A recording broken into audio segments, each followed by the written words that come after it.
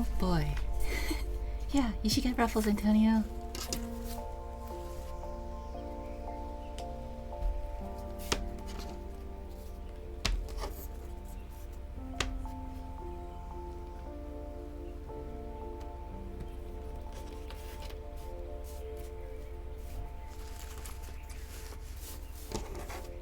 Okay, so yeah. Hi everyone. I hate to say it, but I got Cheez-Its. No! Well, you know what? That's okay. Cheez-Its are also good, so that's totally fine. Wait,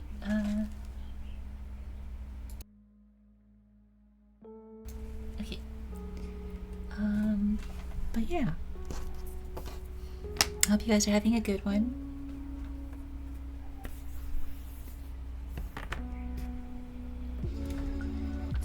So, I had to go quick. It was from the vending machine. Oh, no, it's okay, it's okay. I'm sorry I didn't answer. I went to go refill my water, so I probably missed it when you first typed it. So, it's Sunday. We're gonna continue some art stuff, so we're gonna be working on the purse again. So I wanted to take stock of where we're at. So this is like my rough checklist of what I have and what needs to be done still. Oh wait, oh, there we go. Sorry, one of my lights wasn't on. Oh. Or it's just dead, I don't know. Oh, light please. Hello? Oh, is this light dead? Oh no. Okay. Seems to be okay. I don't know why. I gotta get new lamps for my desk. I don't know why. Like these lights on the side of my main workbench started to start flickering, which is really weird. I was just awkwardly just standing in front of the machine, but I'll get ruffles next time. I love both. Yeah, yeah. I totally get that. It's okay. What percent done are you with the person total? I'd say we're probably, I want like maybe like 50 to 60% done. So we've done a lot of the more difficult stuff, which is the design work, measuring things out properly, making sure things are gonna fit.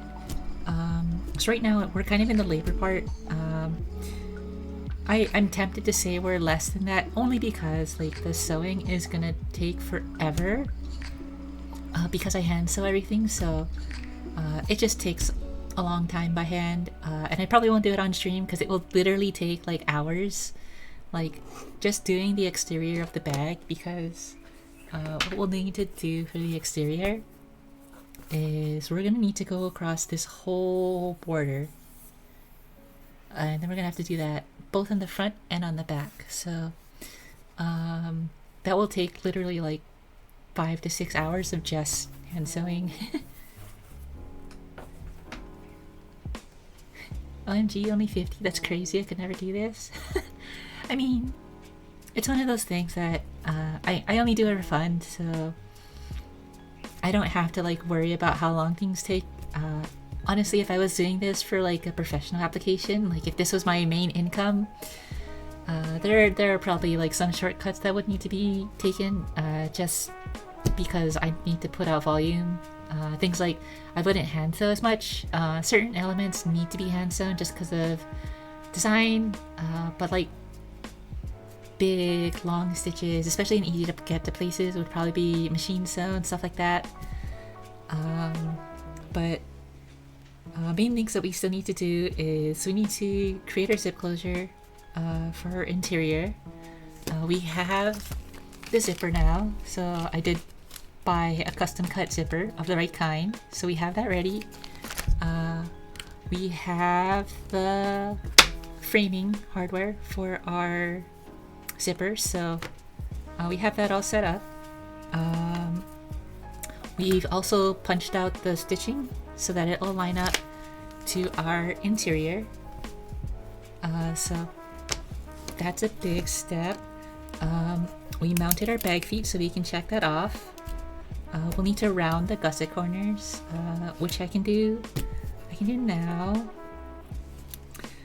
we need to measure out our handle location and anchor. So the handle location is probably going to be, I'm probably going to do this after I've sewn up the exterior of the bag, only because I want to see exactly where the fold over goes. Yo, another fucking Rachel stream. Let's go. Oh, thank you, hot dog. That's crazy that she dedicated. Oh, thanks, Antonio. But yeah, I'll probably do the handle location after the majority of the bag is done. The shoulder strap is going to be a big one, and then cut and finish the shoulder strap anchors. So you cut them out, which are these little guys here. Hi Cass, hi Cat Taco, welcome.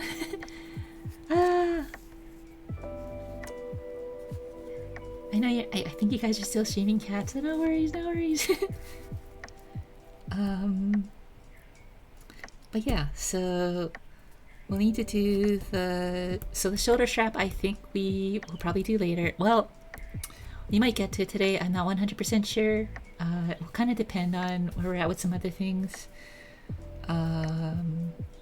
The main thing that I wanted to do today was get our zipper ready to mount. I wanted to start finishing the edges that I need to finish. Then we can start and then we can start putting together our anchor for a shoulder strap.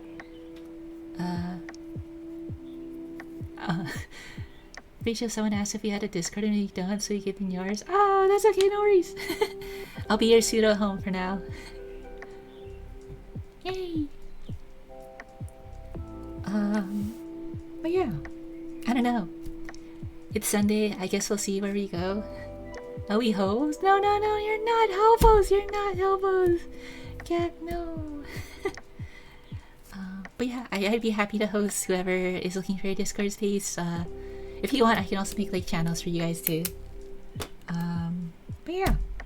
So first off, maybe what we'll do is we'll do something really quick, really easy. We'll round off our gusset corners, and then we can do our zipper strap. And then we can do our anchors for the shoulder strap. Thank you, guys. No worries.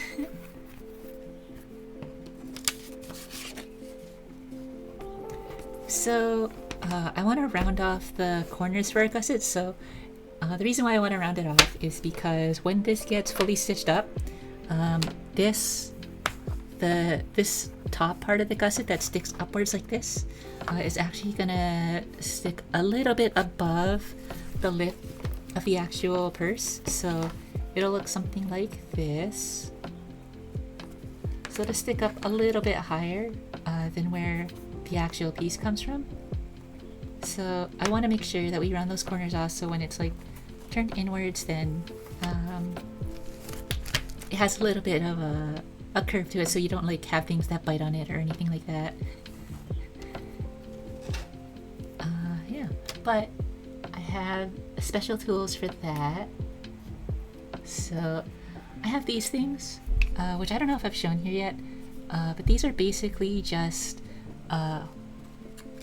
knives that are just curved, so you can kind of see that they have a curved blade here. It's a 90-degree angle, so it essentially just makes a rounded corner for me in one cut, so I don't have to like try and manually cut a corner. Makes it a lot easier. And I think I'm gonna go with a pretty narrow curve for this, because the bag in general is fairly straight. So in the worst case scenario, what I can do is I can do the tighter curve, and then I can do the more wide one if I wanted to.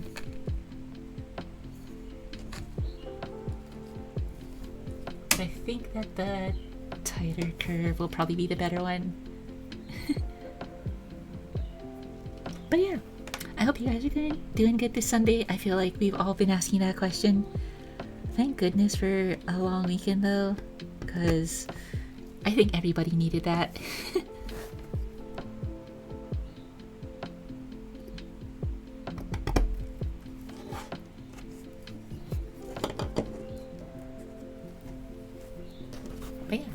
So this is all it does, is it makes corners. So you can see, compared to the other side of our gusset, we now have rounded corners. Isn't that cool?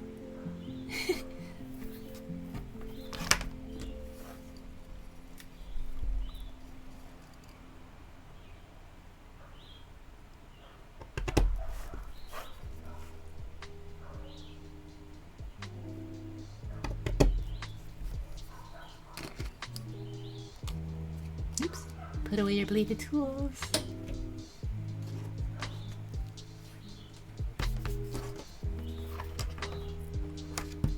Okay, so we've got that all set. So we're gonna put our gusset aside for now. We're gonna start working on the zipper, which is gonna be a pretty big thing, mostly because this is gonna be attached to the interior. So I want to make sure we line this up properly. First things first, what we're gonna do is we're going to bevel the edges, and then we're gonna sand it off and everything. Paint Games, oh, welcome in. Hi, how are you doing? Oh my god, welcome. We're doing some arts and crafts. We're doing some leather craft. I've been working on a purse, so we're doing that right now. I hope you're doing well. Oh, so nice to see you. So we'll take our edge beveler, we'll bevel our edges, and then we're gonna finish the edges here on both sides. So we're gonna have one side that attaches to the top of the zipper, and then we're gonna have another piece that attaches to the bottom so that we capture it. Once we glue it down, we'll mark out our stitch line, punch the stitch holes, and then we'll stitch it through, and then we should be good. Yeah. Before all of that, we'll get our edges beveled here.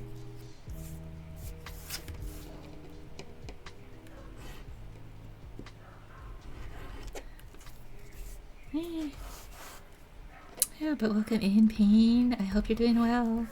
Hope this Sunday is treating you well. The tornado didn't hit you guys at all, or it wasn't too bad.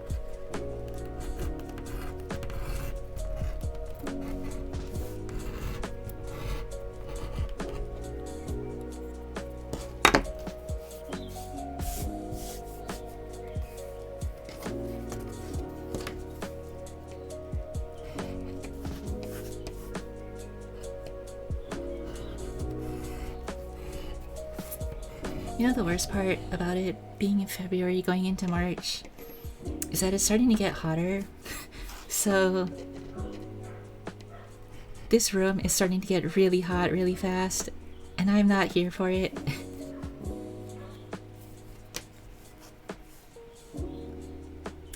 El Chino landed about 30 minutes northeast of us, so we're good. Oh my god. Yeah, that seems so close. What? Oh my god. Holy crap. Yeah, the days have been getting warmer. I know, right? They've been getting so warm, and it's awful. I'm not ready for my room to go back to 90 degrees.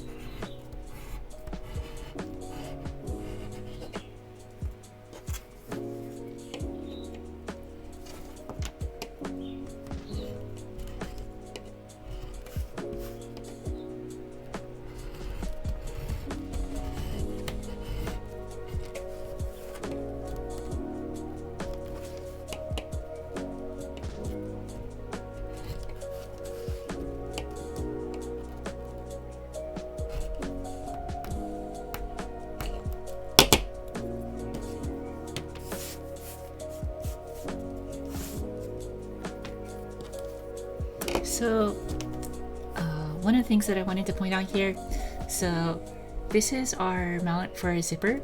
Our stitch line is up here, and the way this works is that it's going to stitch into our bag liner, which will eventually also punch out to the exterior of the bag. But when I bevel my edges, so beveling edges is basically taking a flat edge that's on like the top of a piece of leather, and then we're adding beveled angles at the sides, like that. And the reason being that we kind of want that curve so that when we slick it down, it's going to be nice and smooth. It's going to have that kind of rounded curve that you see on a lot of finished leather goods. On the front side here, I beveled all 4 sides, but on the back side, I only beveled the bottom and not the top here. And the reason for that is that because we're going to be marrying this to the interior. When it meets up at the top here, I don't want there to be like a small gap of where this edge meets the liner from the beveled edge. Yeah. I'm not ready for the hot weather good. I know, right? Me either. I am not prepared at all. Oh, Cass, that is a vibe. That is the vibe right now.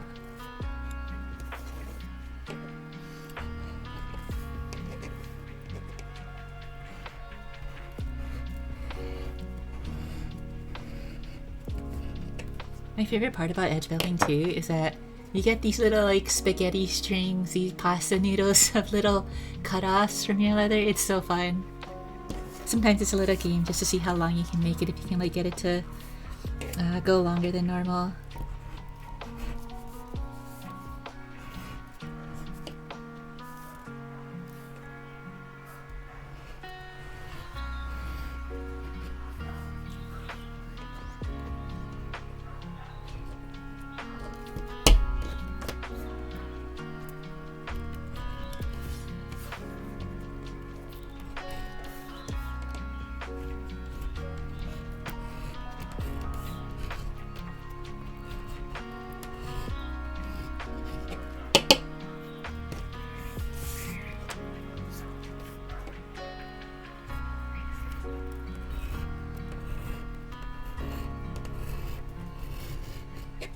I think I need to sharpen my beveler after this project. I can feel it getting a little bit dull. Pasta noodles? Do you use them for anything? No, I don't.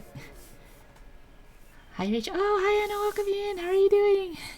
First is looking amazing. Oh, thank you. There's not much here right now, but I promise it'll look amazing. Hopefully. Knock on wood.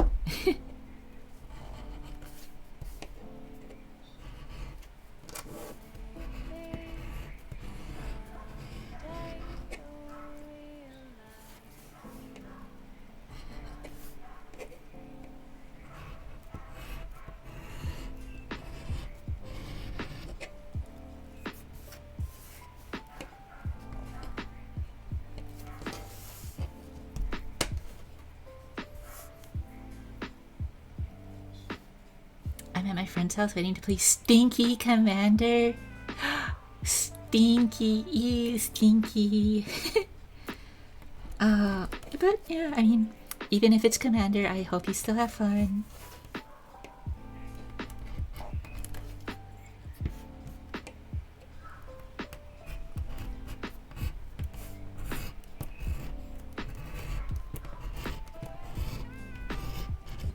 The only like entry-level drug that could have gotten me into Commander was gonna be Tiny Leaders, but nobody played Tiny Leaders.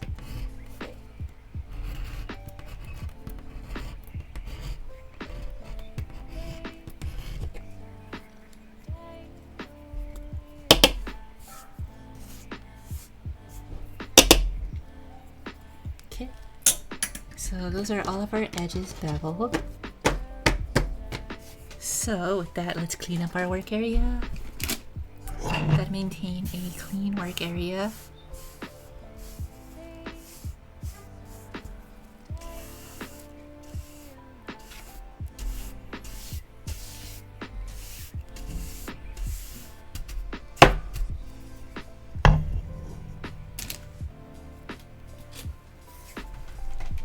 Okay, and then we can start sanding our edges, and then we can bevel, or not bevel, we can start to finish our edges and burnish them. So I normally start with 240 grit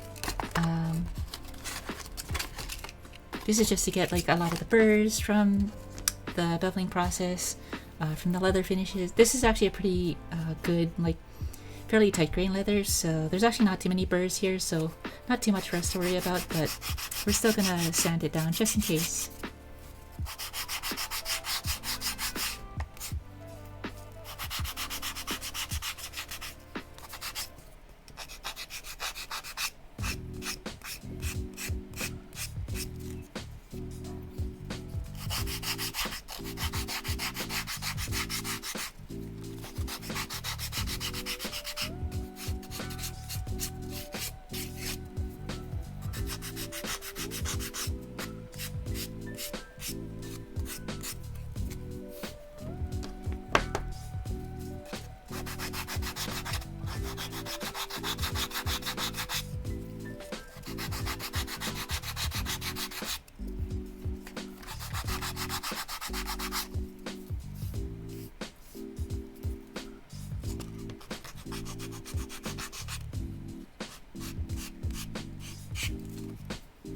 My biggest worry about these pieces is that, so I took these cuts from a part of the leather that had a little bit of imperfection. There was a part of the leather that had like a couple of small thin spots in it, just from like the cutting process, or maybe the yield wasn't that great. So there's a couple of parts of it that are kind of loose, kind of flimsy, and I'm hoping that's not going to affect us too much, but I guess we'll see.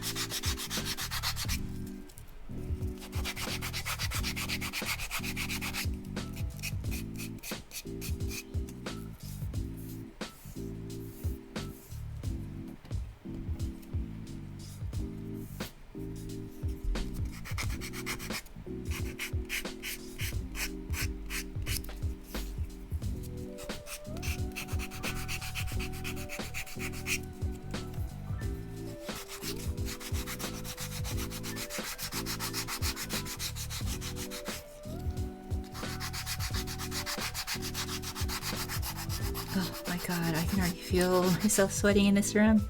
I even have my window open.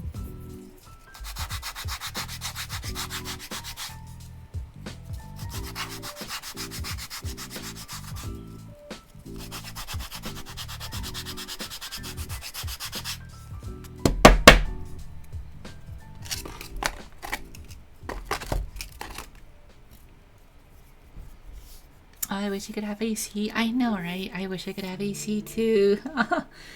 It's the worst. Oh, I don't know if you guys can pick this up on the camera, but because I have like the camera set pretty warm here, but I've got all the sanding dust. Okay, and then now that we've gone with the 240, we're gonna go with the 400 just to kind of smooth out some of the edges here.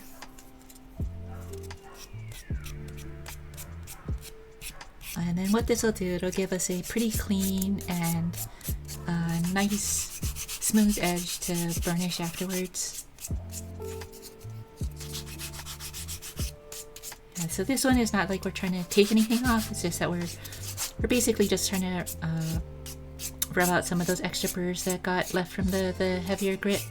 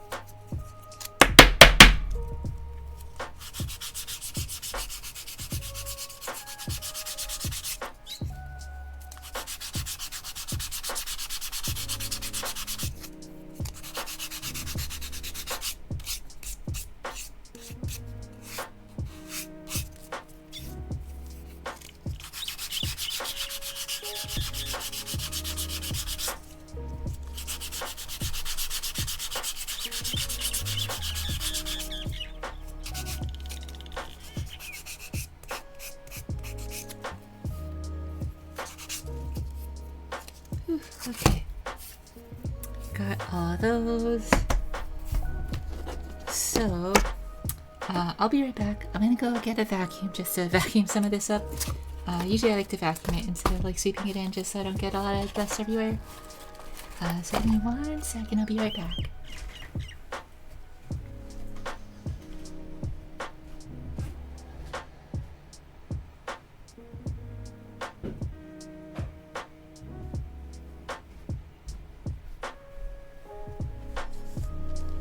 Okay, and then we'll mute so that you guys don't have to listen to the vacuum going.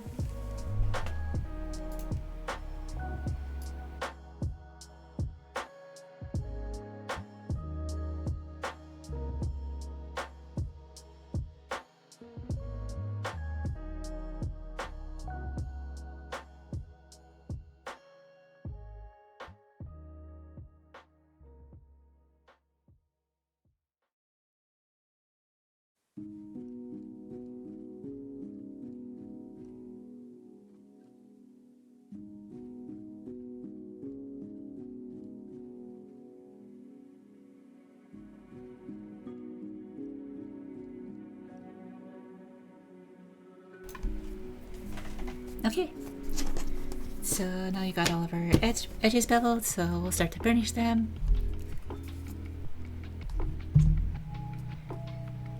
Okay. And I use this product called Tokono, Japanese product, but this is basically an acrylic impregnated like formula that helps us burnishing the edges.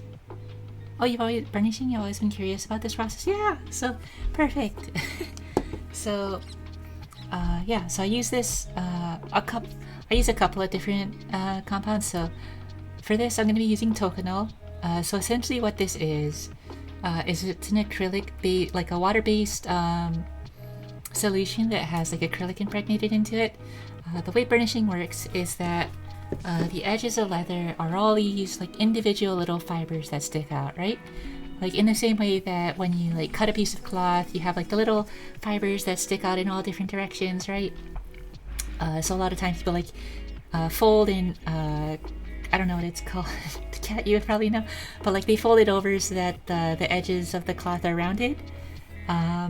We in Leathercraft do a different kind of operation. So what we do is we use this compound, burnishing compound, and we use heat and the acrylics to essentially glue the edges shut so that all these little fibers kind of like tighten and grab on top of each other, and then they hold themselves together so that the edge is completely smooth.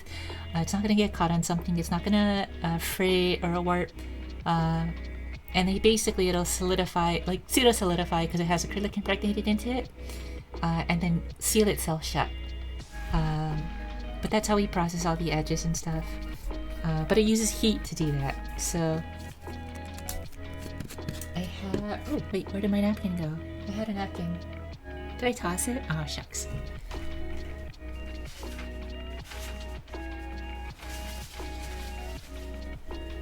This is why you have everything in arm's reach. So I just have some brown shop towels here. But the compound is like this. It's fairly liquidy. If you can see that, I'm not really sure how well you can. But it's fairly viscous. But essentially, you just want to put the compound along the edges, and you don't need much. Just enough to like kind of dampen it down. So not anything crazy. You're not like trying to drown it or anything like that. You're not trying to have a whole bunch on it at once.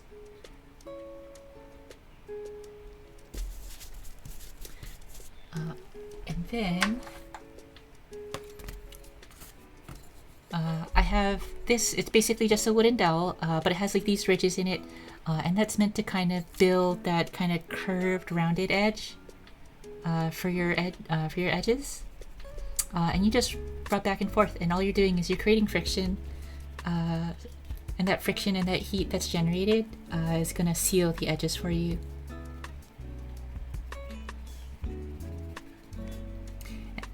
So a lot of like high-end like couture bags and stuff like that. Those are all edge painted.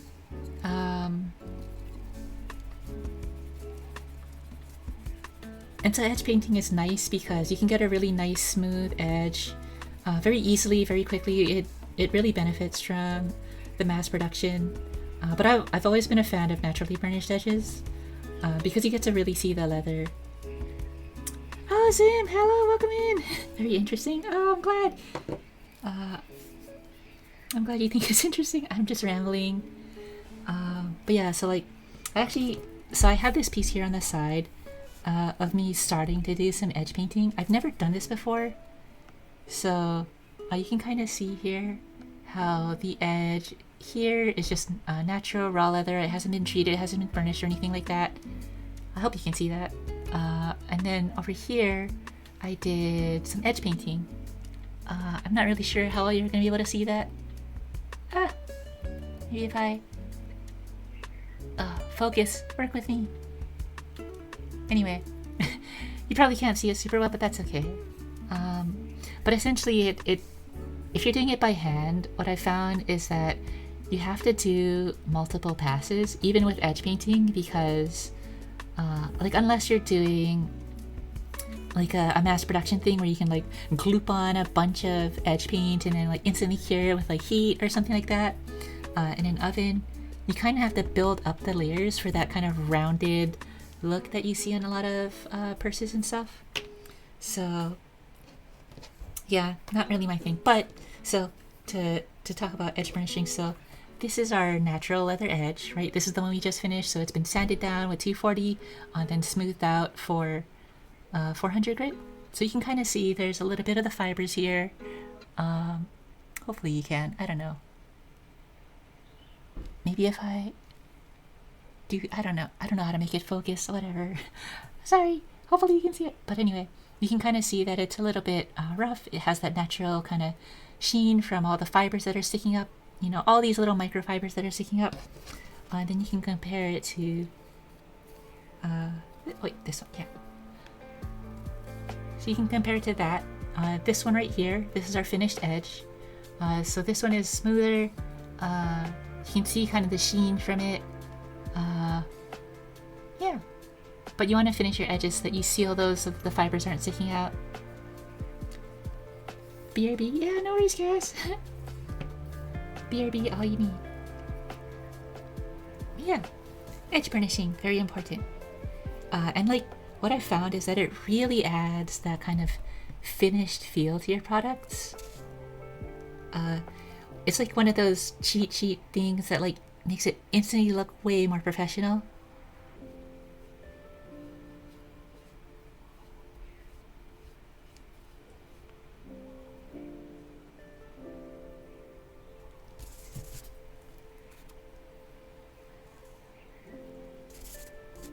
So I do actually, most of the time I do this by hand, but I do actually have a Dremel head that I can connect to my Dremel to do this as well, if I really, really wanted to.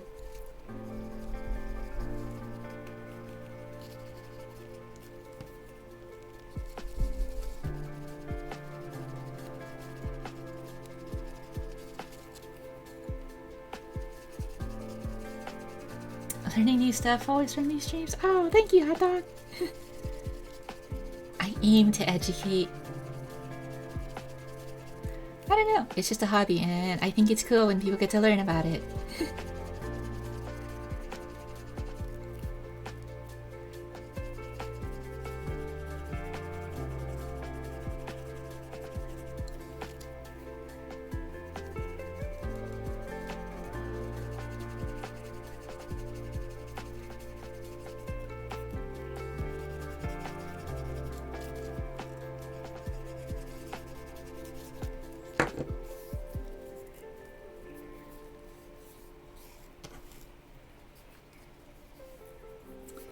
So maybe this might be a comparison that's like a little bit easier to see, but you can see here, this piece of leather has an edge that's not been finished, and then this one is the one that I just finished, and you can kind of see the vast difference in like the way they look.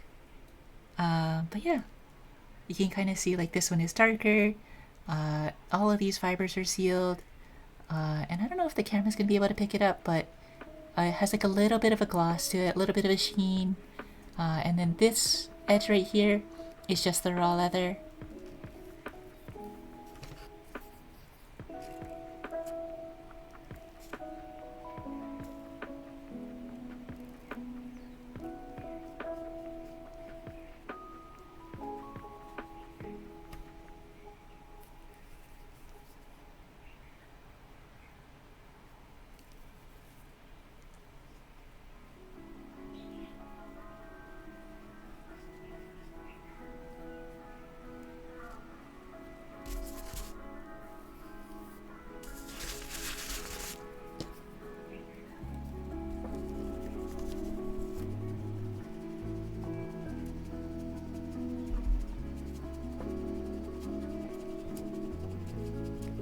This is the part of leathercraft that kind of just takes time, especially if you do it all by hand. There's no real shortcuts here, so you kind of just have to put in the elbow grease and the time to really do this stuff. Which is, I guess, what kind of turns off some people when they learn about it. I don't know, I find it very cathartic. I find it pretty meditative, so for me it's a bonus.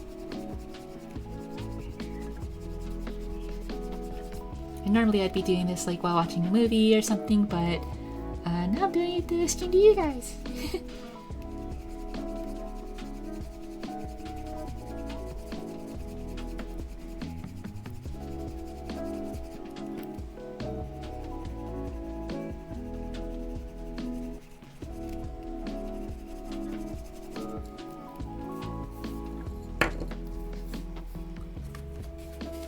And then this is just like a canvas cloth here, and in the same way as our burnisher, our edge slicker here, what we're trying to do is we're trying to create friction. So this helps me kind of smooth the edges out, and then this helps me finish off the edges.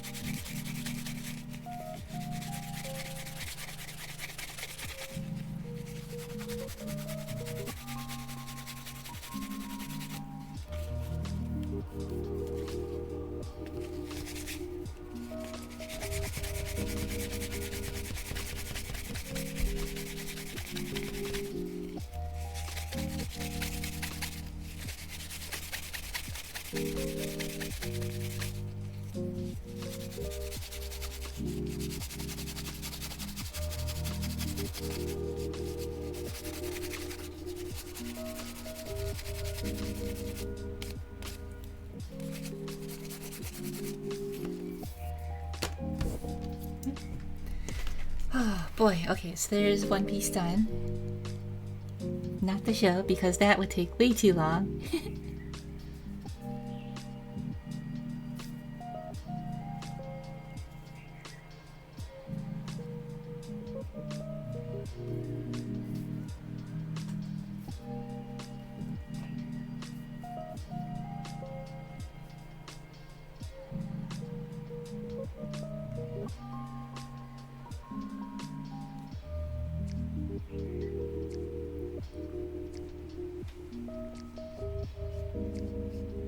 I might actually just go straight to our canvas. Oop. And this is what happens when I just get impatient. Watching any new animes lately, Lara? Oh my god, so much stuff. So this season, I think... Honestly, this season of anime is kinda weak, so I haven't been watching as much. The main one that I'm watching... Solo Leveling, just because I think that's pretty good. Oh god, what else? Oh my god, I'm blanking. What is Oh, I'm the Rurouni Kenshin remake. So I'm watching the Rurouni Kenshin remake, and there was one other thing that I was watching that I've been really looking forward to. Wait, hold on. Shangri-La, because that's continuing. There's an original anime this season that I was really enjoying, and I cannot remember the name of it. Oh my god. Hold on. Sim, let me, after I finish this one, this piece, let me go look up my Crunchyroll list real quick. But yeah, the last few seasons of anime have been really, really good.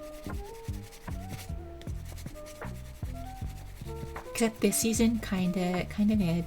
Not gonna lie, kinda mid.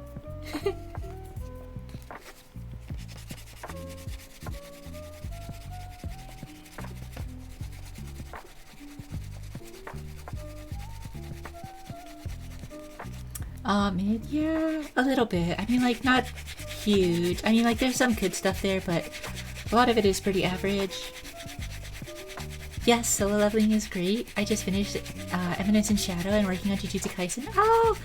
All really good choices. Good taste. Yeah, solo leveling is awesome. I mean, from what I understand, because I have a friend who watched a whole bunch of the, or not watched, they read like a whole bunch of the manhwa. So they were really looking forward to it, but they're telling me that it has like a lot of like subtle differences from the manhwa. So for them, they're kind of like a little disappointed, but I think it's great. As somebody who doesn't know anything about it, I think it's amazing.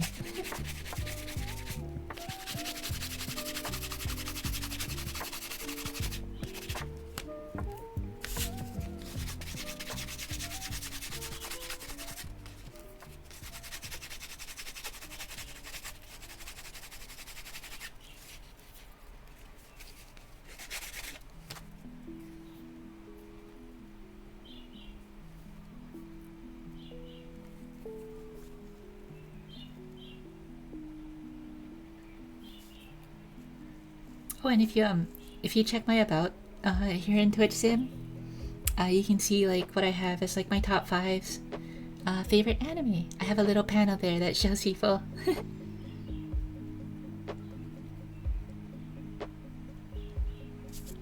If you're so interested, if you're interested in that.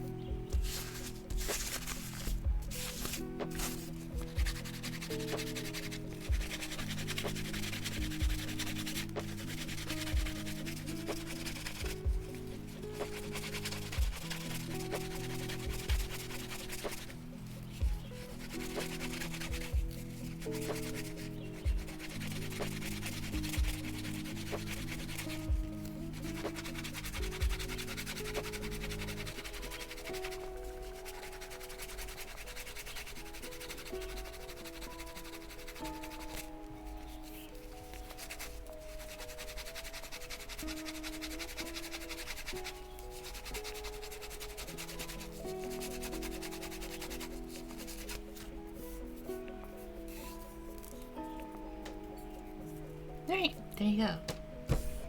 So got our 2 anchors there. Yeah, I was looking at that. I haven't watched your top 5, but we'll definitely have to check them out. Yeah! Fair warning, Gundam is there. There's a lot of Gundam.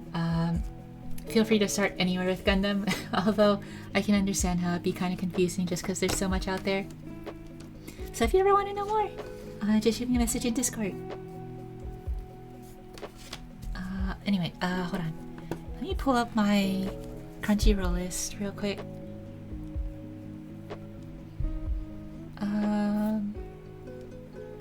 God, what am I watching this season?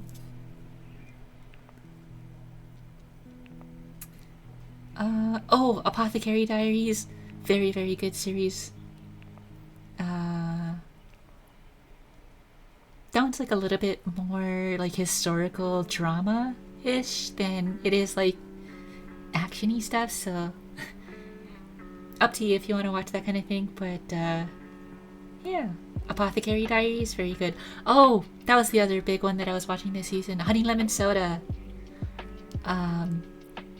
I don't know if it's gonna be your thing. It's very shoujo, very kind of fluffy, kind of girly thing, so I don't know if you'll like it, but I really love the opening for that. and it's really, really sweet. But yeah, honey lemon soda.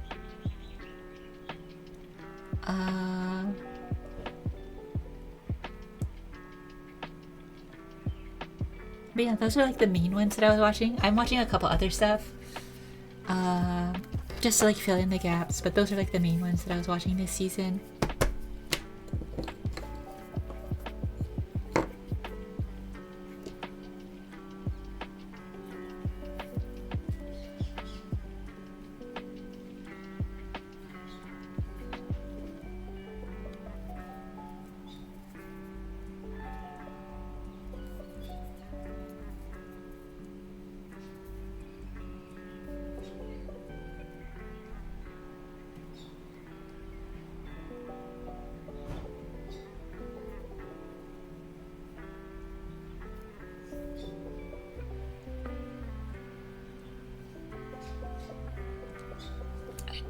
And I'm so sorry, this is like not the most engaging content out there.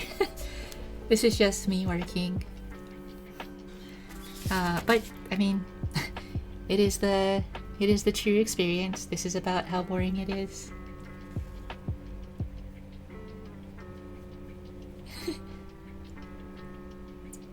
No, don't worry about it. It's nice and chill. Oh, thank you, Kat. I've been watching mostly action based, mostly anime.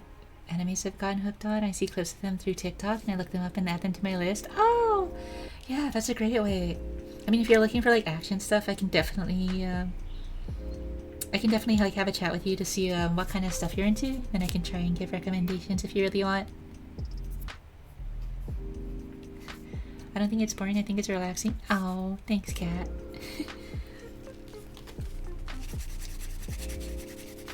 Yeah, I mean, sometimes we just gotta take it easy, gotta take it slow. And I'd be doing this stuff anyway, so I might as well stream it for you guys so you can see the process.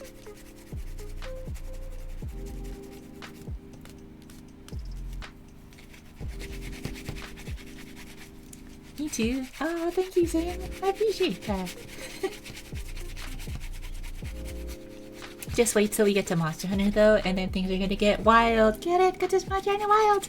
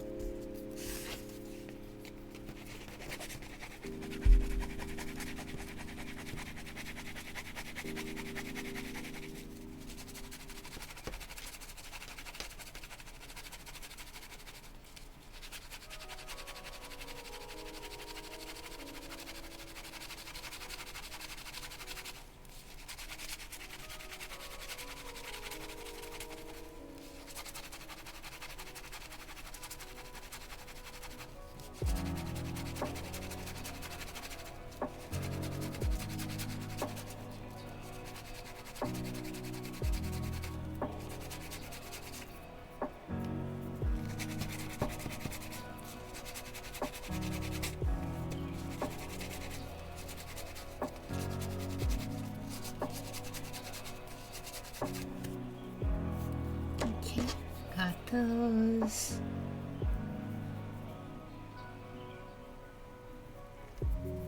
And our last piece here.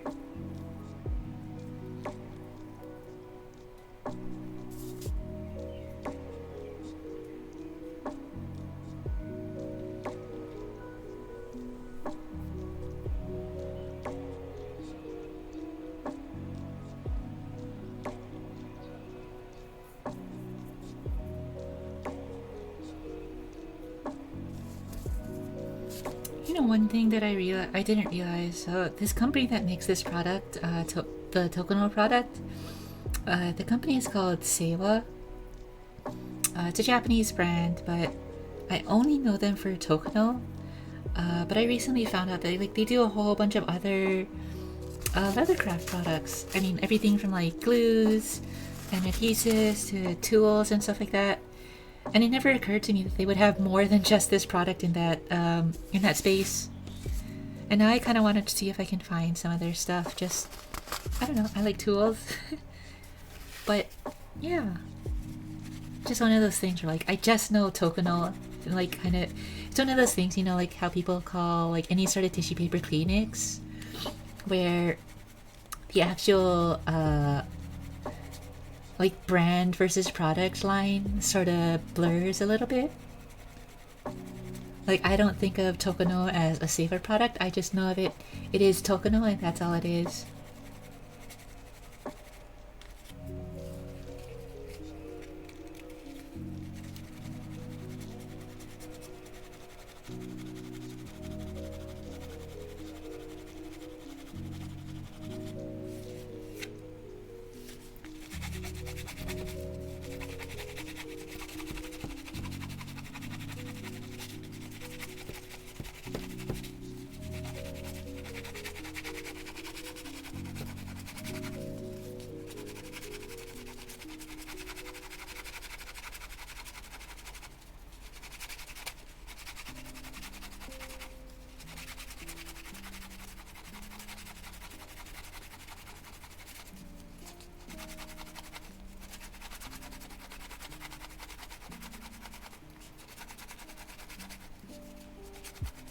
Okie dokie, time for bed. Have a good rest of your stream. Oh, no worries. Thank you, Zim. Thanks for hopping in. I hope you have a good sleep, good rest. And hopefully you don't have to work tomorrow so you get a day off. Yeah, good night. I'm listening, just building the desk now, but you're giving me inspiration. Oh, that's awesome. Yeah, build your desk, Cass, and take a picture afterwards so I can see.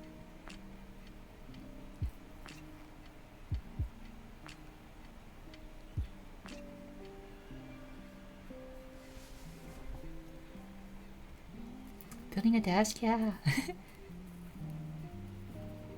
Night. But yeah, building a desk. Cass is building a new desk. Isn't that exciting?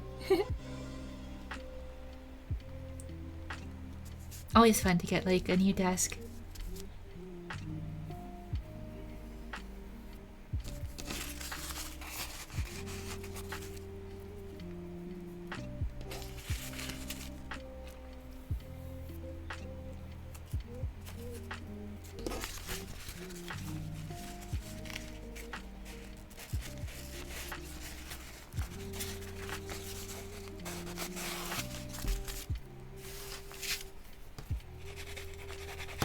Oh my god, speaking of desks though, I got so picky with my main computer desk.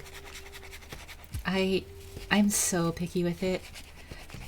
Cause like, other than like, you know, the desk that I had as a kid, the first like big girl desk that I had was a desk that I actually got from my dad's old office.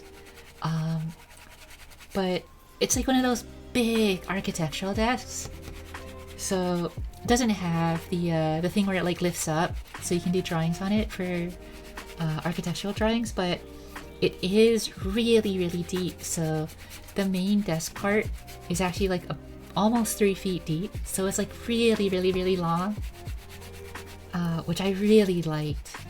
And the best part about that desk was that the return was lower than the main desk. So it was really ergonomic for me, because like I could put my mouse in that part on the return, which was lower.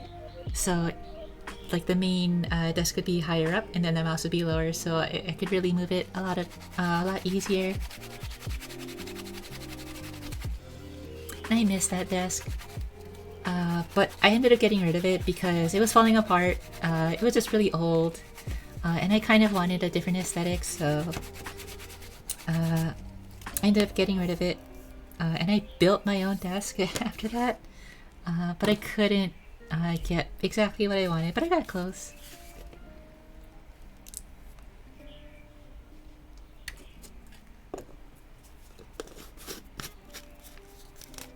Okay.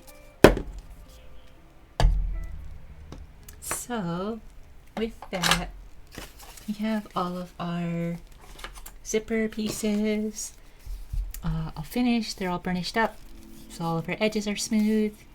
So now what we can do is we can take our zipper and we can start gluing up. This is the exciting part.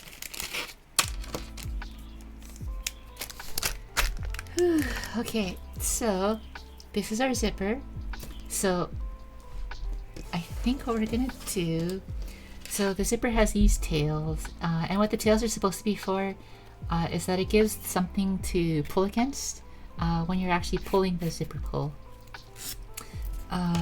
But that being said, the whole zipper itself with the tails are a little bit longer than our piece of leather, so we'll probably have to fold those inwards and glue those down. So we'll probably do something like that.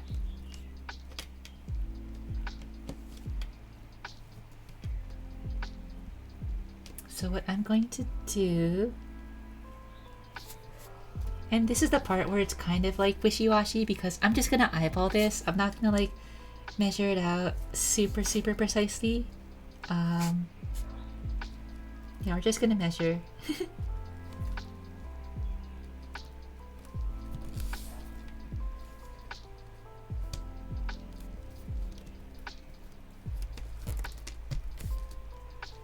And I'm just gonna mark where, like a little bit under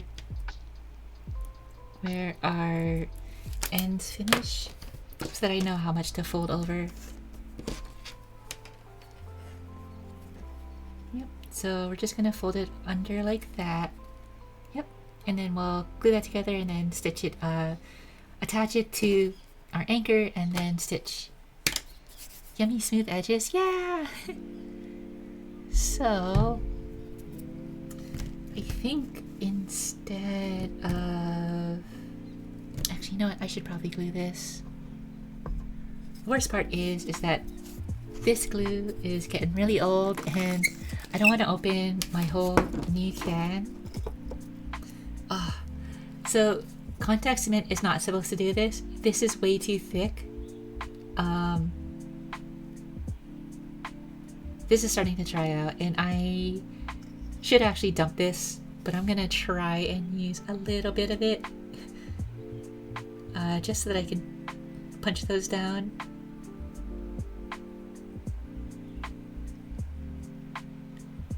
Because this is like the consistency of like jelly. So gooey, yeah, right? Smooth edges like my brain. No. So what we're gonna do is let's pull this open a little bit.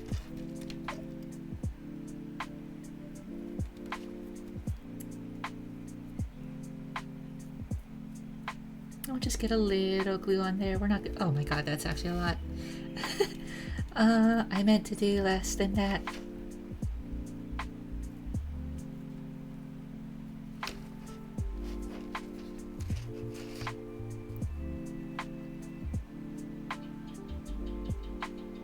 Oh my god, this is actually kind of going terrible. This glue is so bad.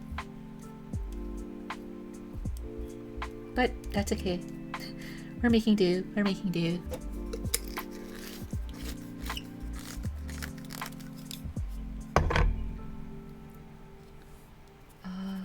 Do I have... Okay. I can just take my spreader and we'll spread this out a little bit.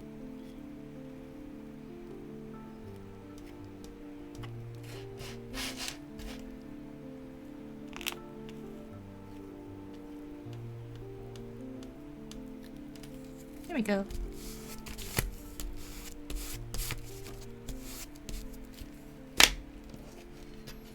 So this is contact cement, so I think I've used this before on stream, but the way it works is that it's self-bonding, so it'll bond to itself. So we'll need to let this dry a little bit and get a little tacky before we can actually fold the edges over.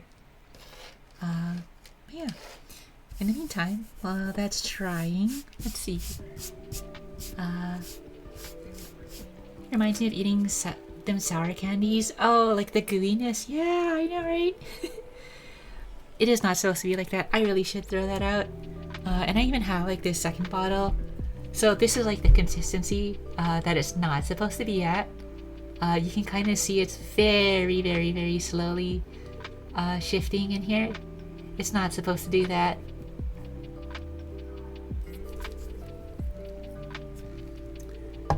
Also, perchance did I miss the BRB question? No, you did not. We haven't done the BRB question yet, so no worries, Frost.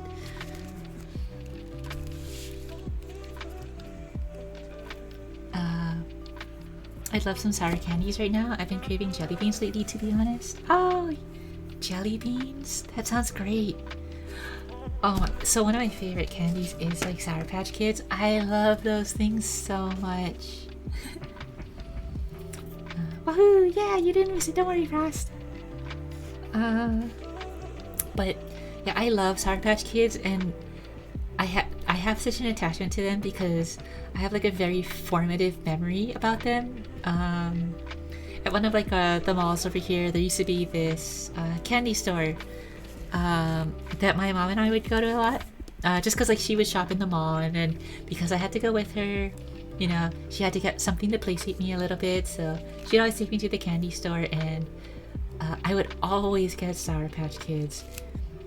So she would do like a quarter pound of Sour Patch Kids, which is only like, you know, enough for like a day or two, so it's not much, right?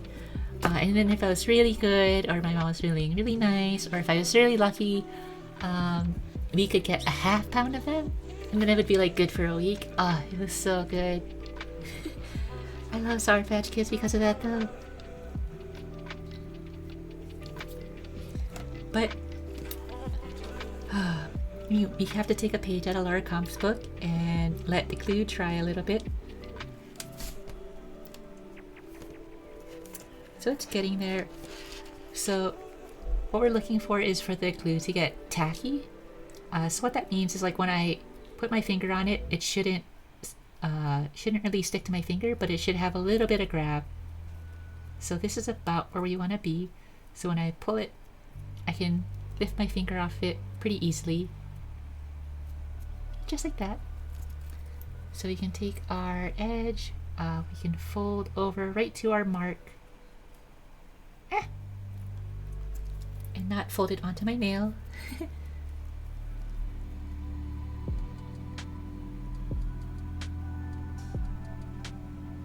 There.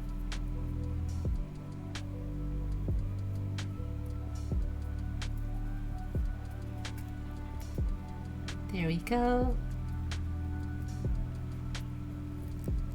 And then we'll do the same for this side.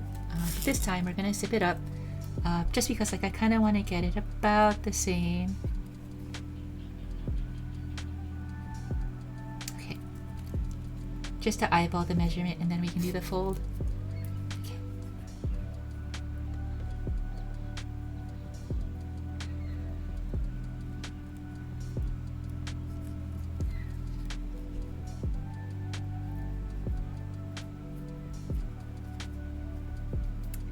There we go. Perfect. We'll take our little quarter pounder here, and we'll just hammer the edge down so that way we can make a good bond. So yeah, just hammering the edge down for that bond. We'll zip back up, and that should be perfect. So when we align these now, we should be pretty good.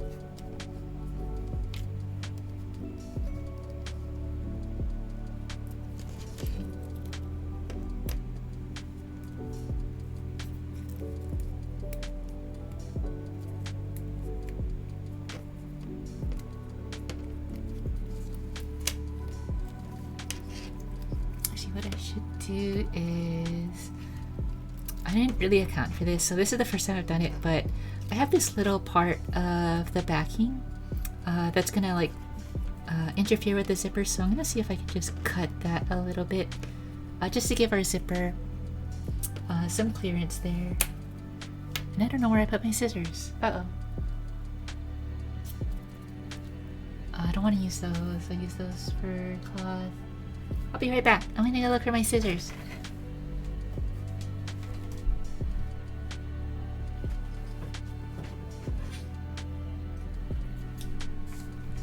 Okay, we found it.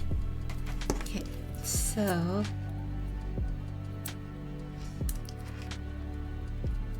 we'll pull this down a little bit here just to give ourselves the clearance, and then we'll try and snip that up a little bit.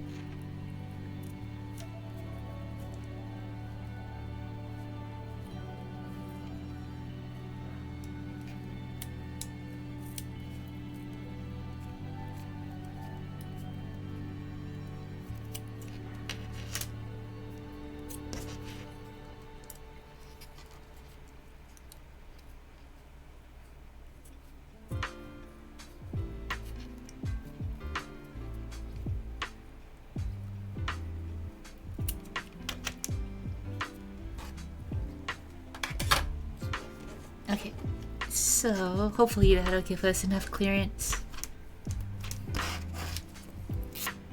Yep, perfect. There you go.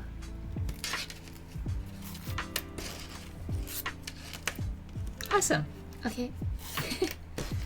Alright, so with that, we're gonna use double-sided tape to stick down our just to get this in place first. So what we'll do, just to go over the process, is that we'll use double-sided tape to stick down the leather to our zipper. Once we get the top side done, we'll flip it over, and then we'll do a glue up here so that way we can glue this leather to our retaining piece so that we can capture that zipper inside.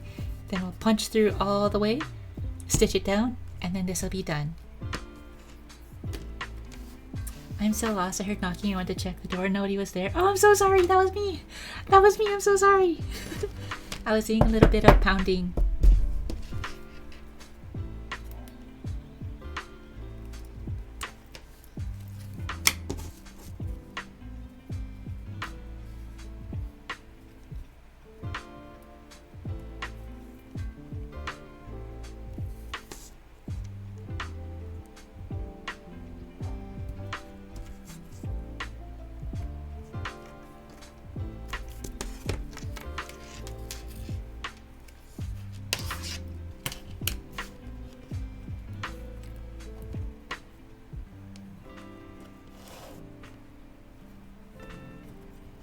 So what I'm trying to do is I'm trying to get this tape as close to the edge as possible, because what I want to try and avoid is the tape running along our stitch line, just because it kind of gets like my stitching chisels a little bit gummy, and then when I'm actually doing the stitching, it gets my needles like all kind of sticky.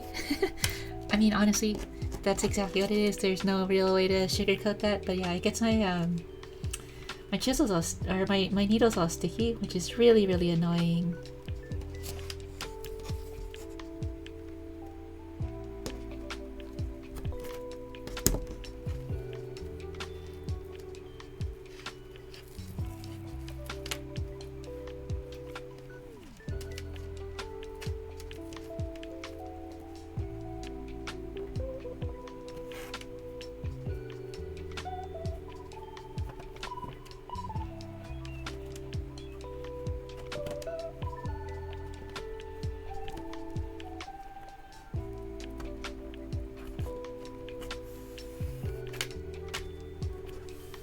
Oh my god, I'm embarrassed.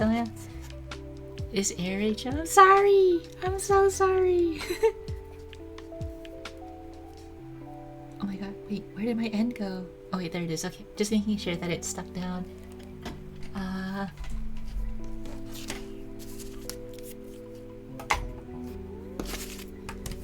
Alright, there we go. So, take our topper off.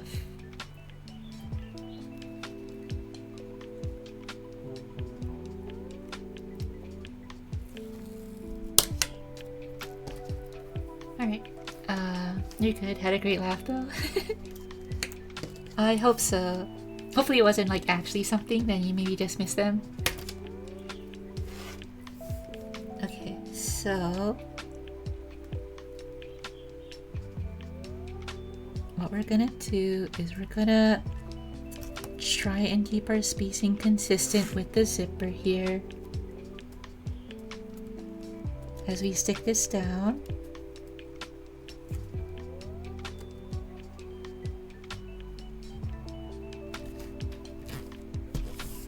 Perfect. There we go.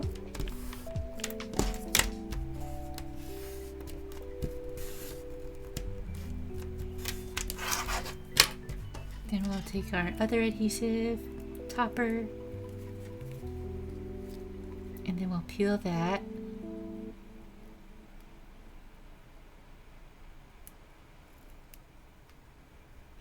Come on. Please, just the topper. Oh my god. I'm having a hard time. There we go. Okay, perfect. Okay, and then we'll do the same thing here. So I'm trying to really make sure that our stitch line is on the other side.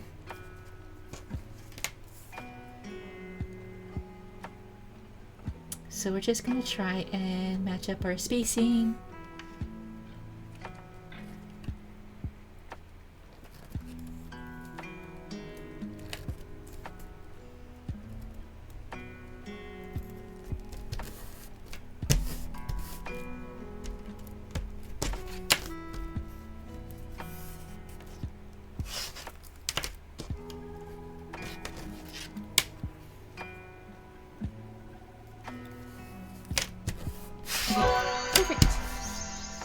Level game was just raiding with a party.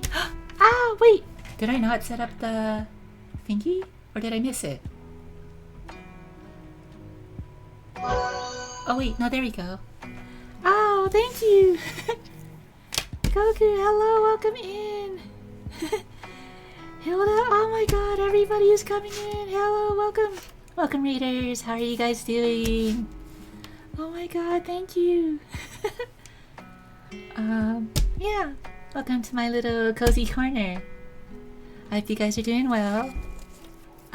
You probably saw me in Underlevel Gamers' chat earlier, but if you guys didn't, then I appreciate it. Thank you so much. My name is Nan Rachel. I do a lot of variety streams, anything from video games that I'm currently playing, which is going to be Monster Hunter Wilds in a couple weeks, to art streams like this, where I do leathercraft. And you've caught us in the middle of making this purse. So I hope you guys have fun. But if you gotta raid and run, that's totally okay. Totally fine. But if not, then I'm happy to see you guys here. Hopefully you guys stick around. Oh my god, thank you. Thank you, Underlevel Gamers. I would say... Okay, since you're my mod, let me give you a shout out.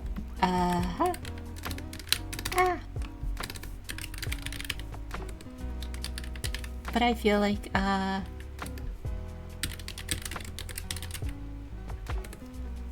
you might raid and dash. Gotta find food. Yeah, no worries. Yeah. Oh yeah, thank you those who joined the raid. I appreciate it too. Thank you so much. But yeah. So what we're doing right now is we're setting up a zipper. So on our purse, this is going to be our zipper for the top.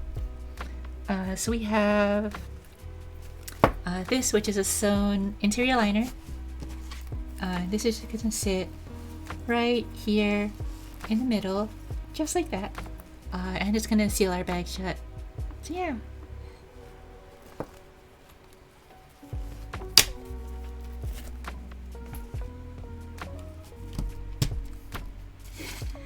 Thank you for the shout out. Yeah, no worries. But yeah, I hope you guys have a good time, and I hope you guys are having a good day. But now we gotta have like an actual glue up here, so we're gonna break out the container of glue. Container of glue.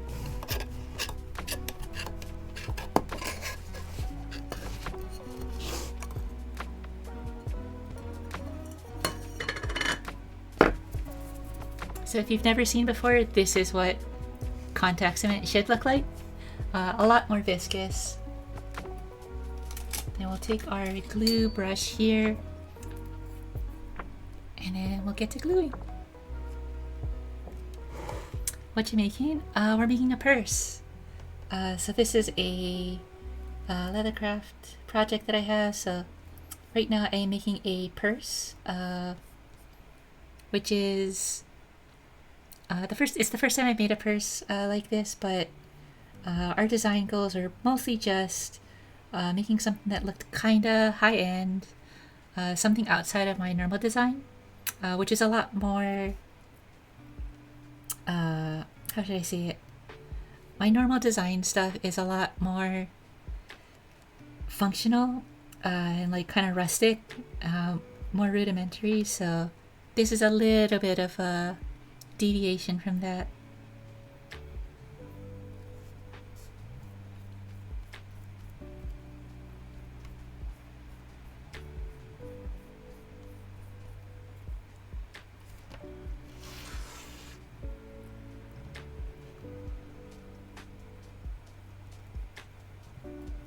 But once I get this glue going, then I can show you what else we have while I wait for this glue to get all tacky and solidify up.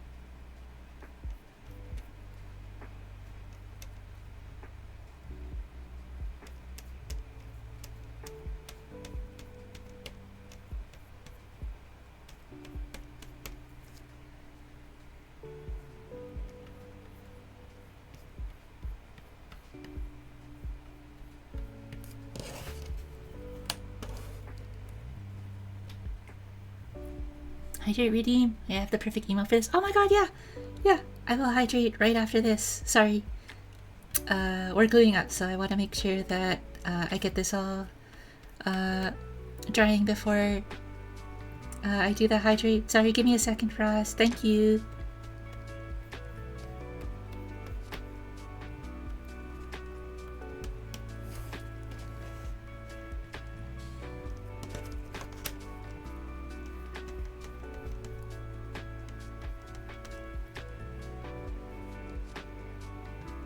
Ooh, that was a bit of a glob. Oops. Oh my god. That was a bit of a glob. A lot more than I was intending to put. It's okay. We can make it work.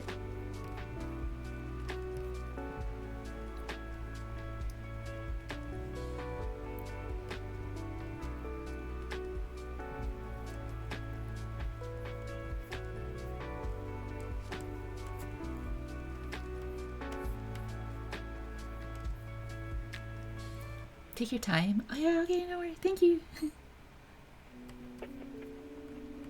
Also, this is contact cement, so I have, just so that everybody knows, I have a window open on this side of my desk, so I'm not breathing in the fumes. I'm trying to vent it out.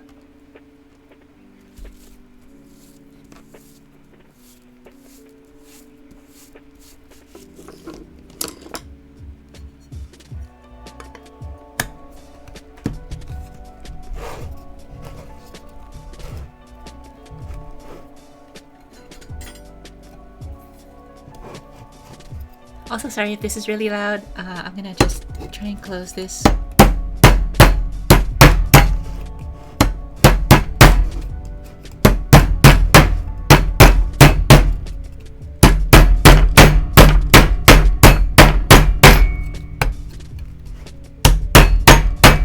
Okay. Sorry. Sorry about all the donking. Oh, somebody's at the door, burps. But yeah. Got my hydrate flask, so we're gonna hydrate. Good old donks, yeah.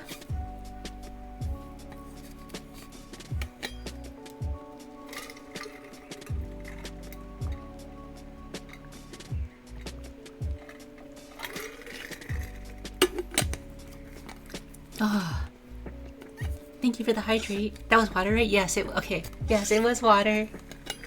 Here, I don't know if you're gonna be able to see that, but it is water.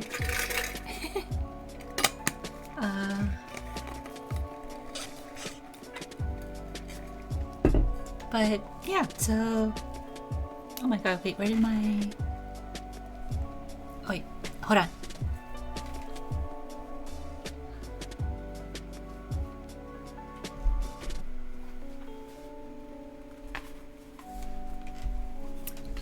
I don't know if you're still here, Goku, but just to show you what we're making, so this is what we're making. This is a bag that I designed. It's basically just a standard style baguette bag with a tapered edge that goes up to the top. So we're tapering in both this direction of the bag and in the side view we're going up as well. So that's what we're making, and this is just the rough drawing of the basic design that I had. So we've already done all the patterning, so we've transferred this to patterns. Where are my patterns? Oh my god, I'm like so lost with stuff today.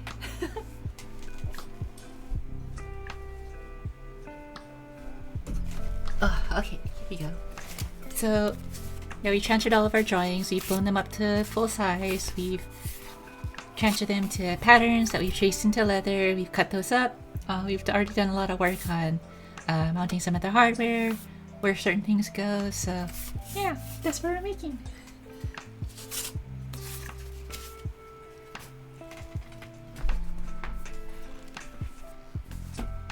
And then to show you, so this is what we've kind of got. So this is our back panel, and this is our front flap, so our bag is going to look something like that, with everything kind of folded up.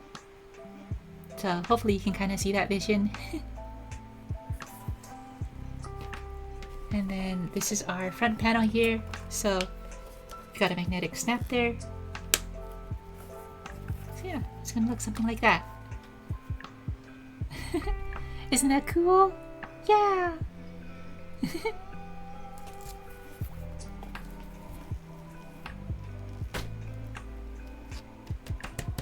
Okay, so I think we're good to go.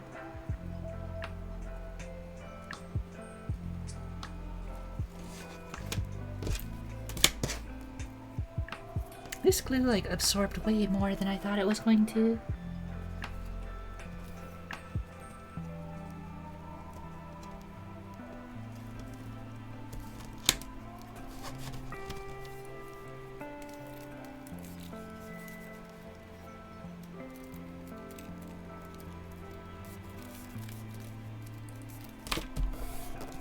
Okay, so we got one side.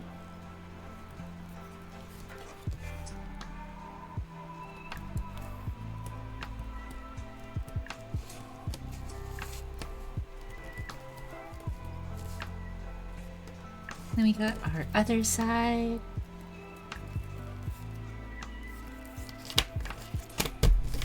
Perfect, okay. And then, sorry, we're gonna be talking again, so bear with me for a second.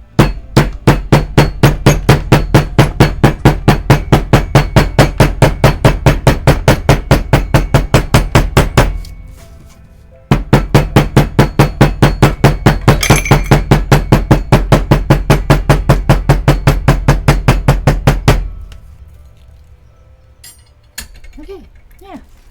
So that's the mount for our zipper. Yeah.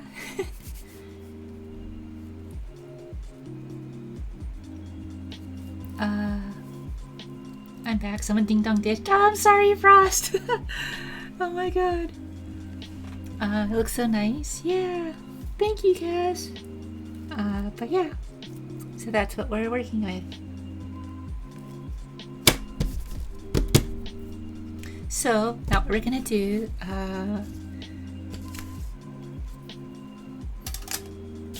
so now what we're gonna do is we're gonna mark a stitch line about 1/8 of an inch in here, and we're also actually gonna do a second one along the edge on this side as well.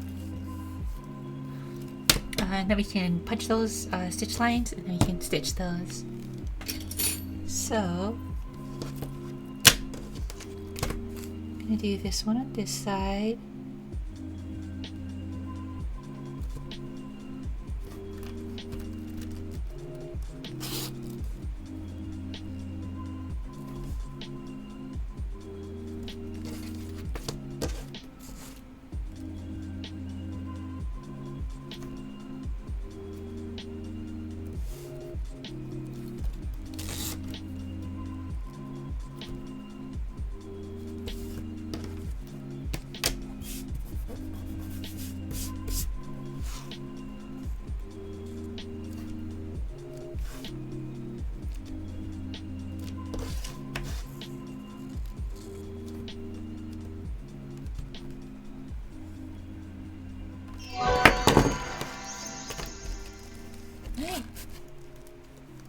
Streaming Bird just raided with the channel. Oh my god, Streaming Bird, thank you! Oh, Kudo, thank you! Kumo, thank you! Oh, how are you guys doing? What'd you guys play? And since my mod is gone right now, let me give you guys a shout out.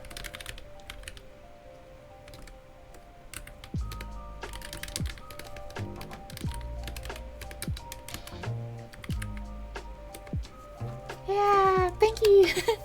You're still playing Elden Ring? Oh god, I don't know how you do it. I can't. Elden Ring and like those Souls games are something that I've never been able to get into. I know that they're objectively good games, but I think they're just like not my game. But yeah, oh, I hope you're doing well. How are you guys doing?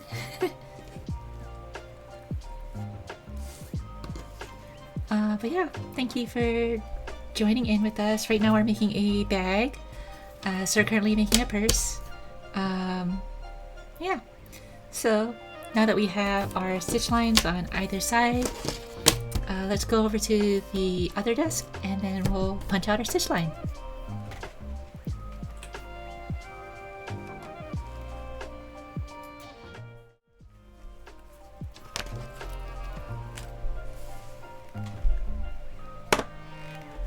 So let's get our stitching chisels.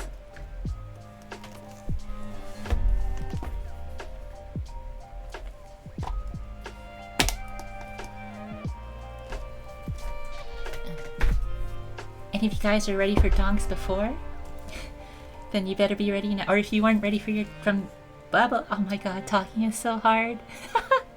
I just wanted to make a joke. If you weren't ready for the donks before, I hope you're ready now. There we go. Nailed it.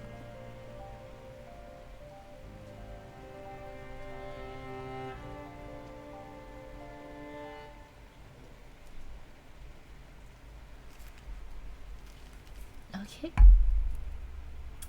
And then I hope you guys are ready because we're gonna start punching our stitch line.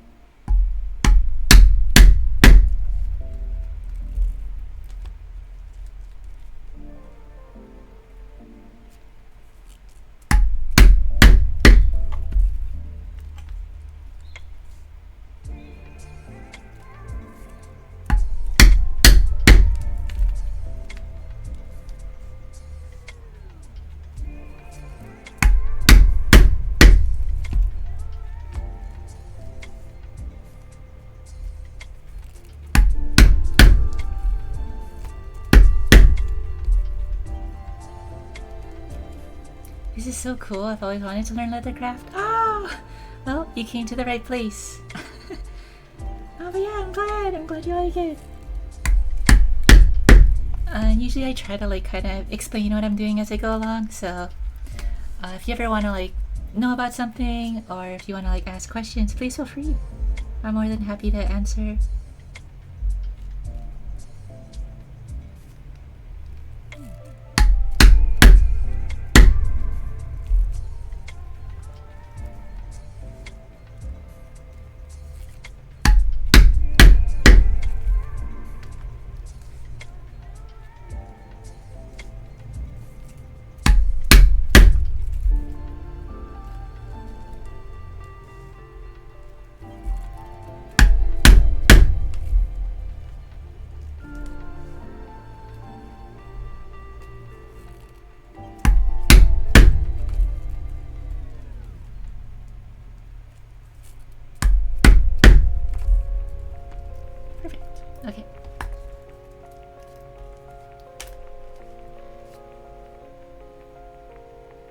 And so we did our interior line that's gonna go through our zipper. So now we'll do the exterior line, and that's just gonna marry the capture to the actual anchor point.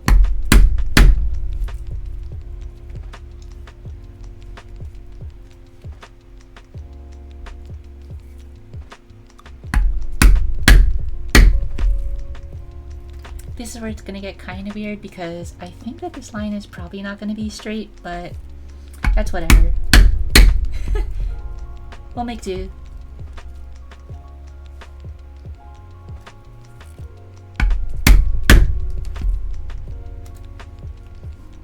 I can already tell it's not straight on the other side, but that's okay.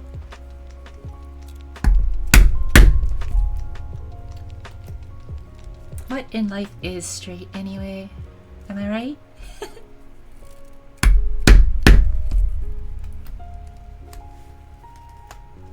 So we have our stitch line there. And we'll do the same thing on the other side.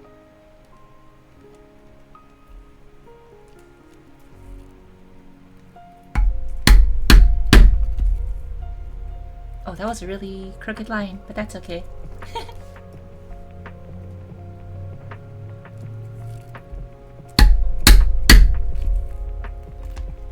Close enough. So it's probably because this line is actually curved, but you know what, whatever.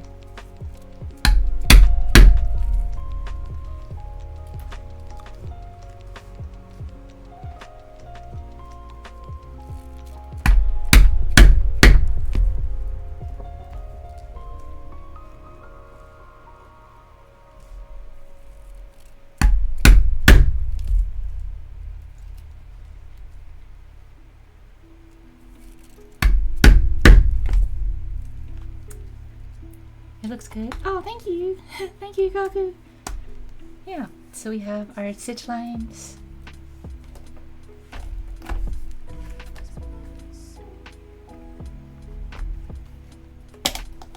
Alright, and then we can go back over to this desk over here.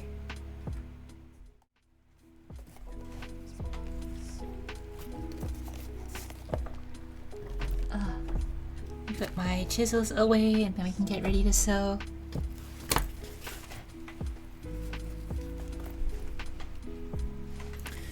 Whew. Oh boy. Yeah, hopefully you guys are doing good and you're having a good Sunday. Hopefully if you got like work, then you don't have to work tomorrow, but if you do, then I hope that this is relaxing enough to get you guys ready for tomorrow. So what we'll do is we'll measure out our thread, we'll thread our needles, and then we'll stitch out.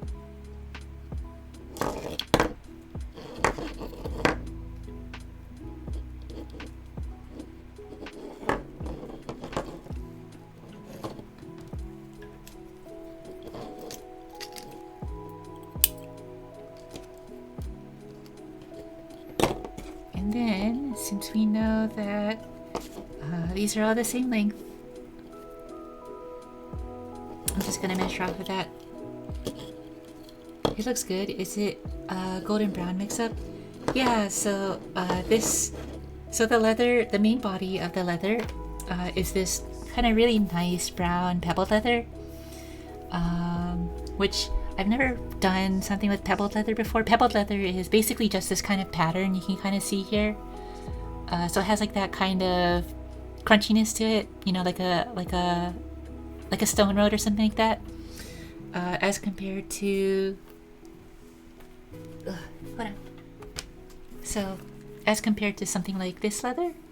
This is just a smooth top grain leather, but then essentially what this is that we're playing off of that kind of pebbled leather to smooth leather aesthetic, and then all of our hardware is brass.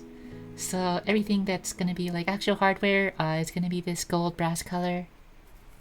So yeah, it's a little bit of a golden brown mix up. Very earthy, very natural tones. That's what we're kind of going for.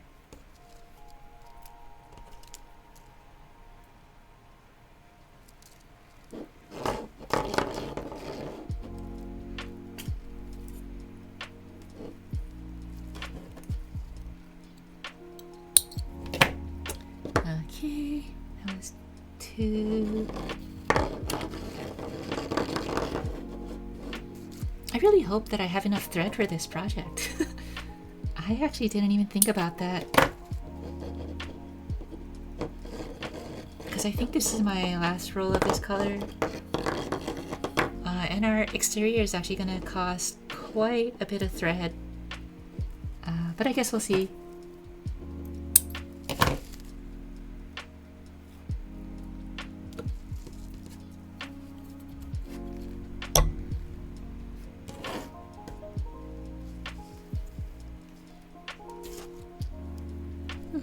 Oh my god, wait.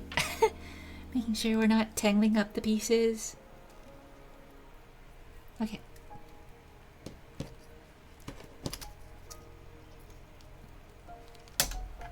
So, for those of you who don't know or haven't looked into leathercraft before, I make my own music. Oh, that's cool! Awesome! Oh my god, yeah, music is like a whole thing that I don't even mess with. But if you guys have never looked into leathercraft before, most basic leathercraft uses a 2-needle stitch called a saddle stitch. 2-needle stitch because, duh, you need 2 needles for it. And it's a saddle stitch. And it's one of the easiest stitches, one of the most simple stitches to learn. And particularly the reason why it's called a saddle stitch because it was used for saddles. It's basically a stitch that was meant to be extremely robust, extremely hardy, very redundant, and very, very easy to repair.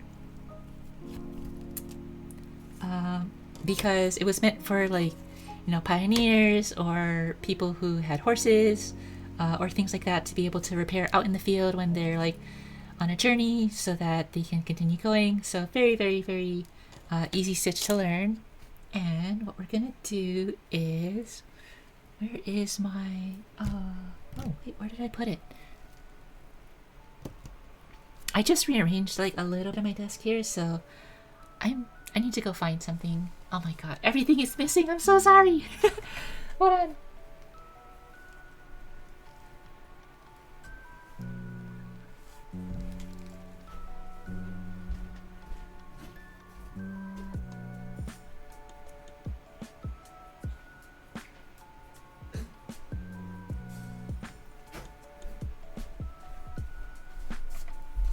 Okay, I'm so sorry. I wanted to get my stitching pony. And a stitching pony, all it is it's something like this. So this is a small one that I used that's pretty portable. But all it is a set of clamps that I can put my work into. This one screws down, but I can just slide that in so it can hold it for me so I can use both hands to do the stitch because it's a 2-needle stitch. Anyway, yeah, so the saddle stitch, and I'll show you guys a little bit when I have this in position.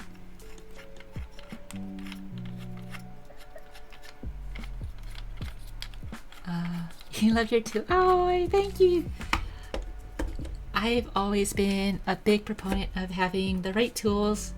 Makes the job significantly easier. My keyboard is getting in the way again.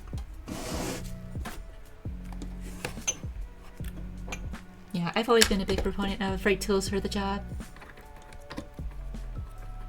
So I have all sorts of stuff here.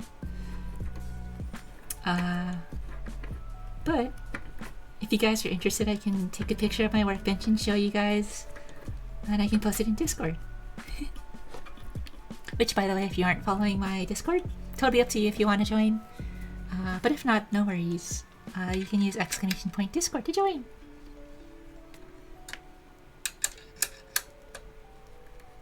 Okay. We'll get this in here.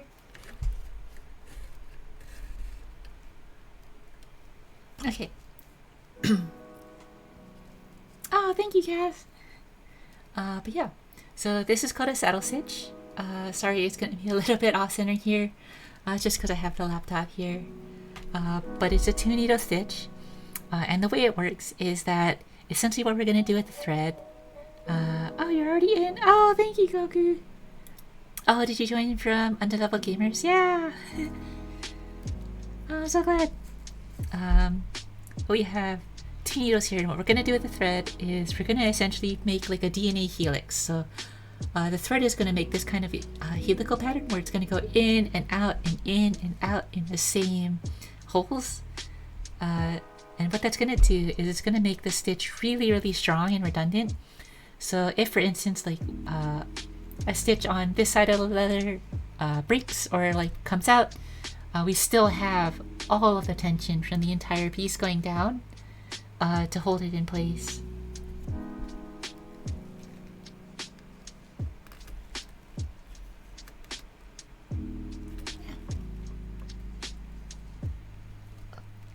Uh-oh. Wait, did I not punch through here? Hold on. Uh-oh. Did I not punch through all the way? Oh no, I did.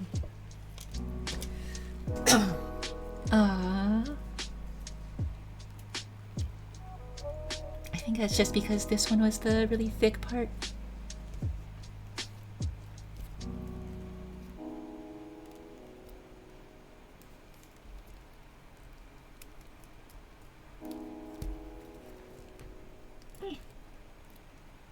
There we go. Okay. That took a little bit more effort than I thought. Okay.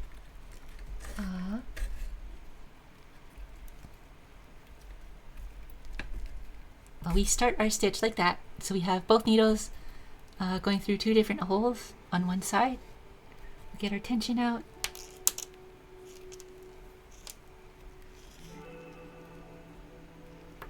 And then we'll poke back through the other hole. So you can kind of see here that this hole right here, we just gone back through. And then that's what's going to be our saddle stitch. So basically we're going to do that all the way down. We're going to have this needle go in, right? Pull that out. And then our second needle is going to go back in through that same hole. And we're going to be basically doing that kind of helical pattern all the way down.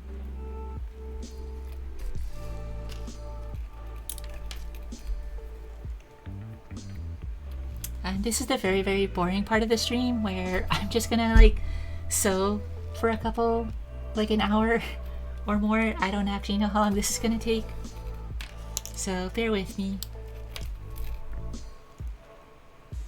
But after I do this line, we'll take a quick BRB. I have a tradition in our channel that every time I go BRB or AFK, I leave everybody with a question that you guys get to answer during that time. So if you want that, stick around. Yeah. Speaking of, I need to think of a question today.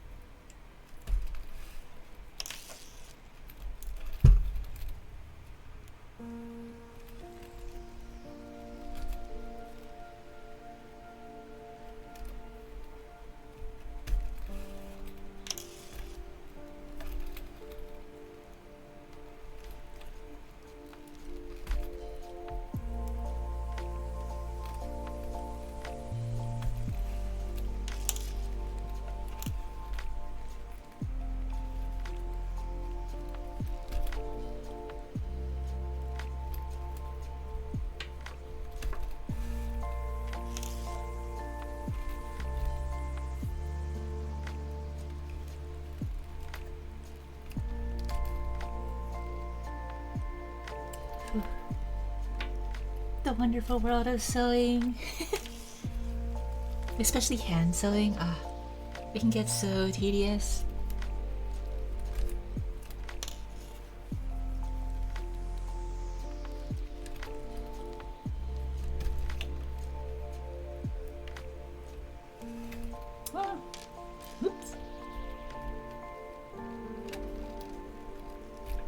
we go. Okay.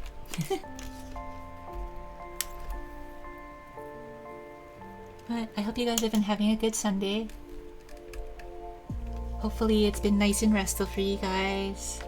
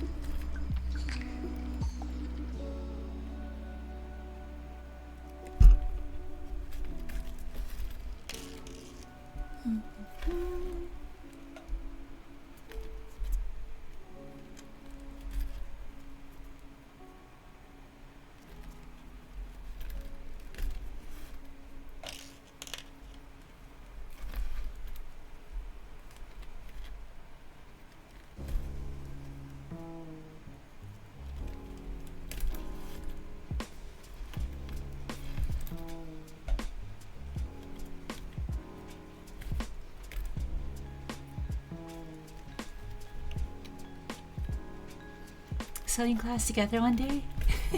Yeah, I'd love to show you guys. I think that, and I've said it before, like, I think that there's a big intimidation factor when it comes to leathercraft. People kind of like treat it like a luxury material, and in a lot of ways it is, but because it's a luxury material, I feel like people get really intimidated when they work with it, kind of like woodworking, because, you know, it's expensive material, so they don't want to mess it up. But I think a lot of people, if they actually like if they actually try to mess with it a little bit, it's a lot less intimidating than I think a lot of people realize.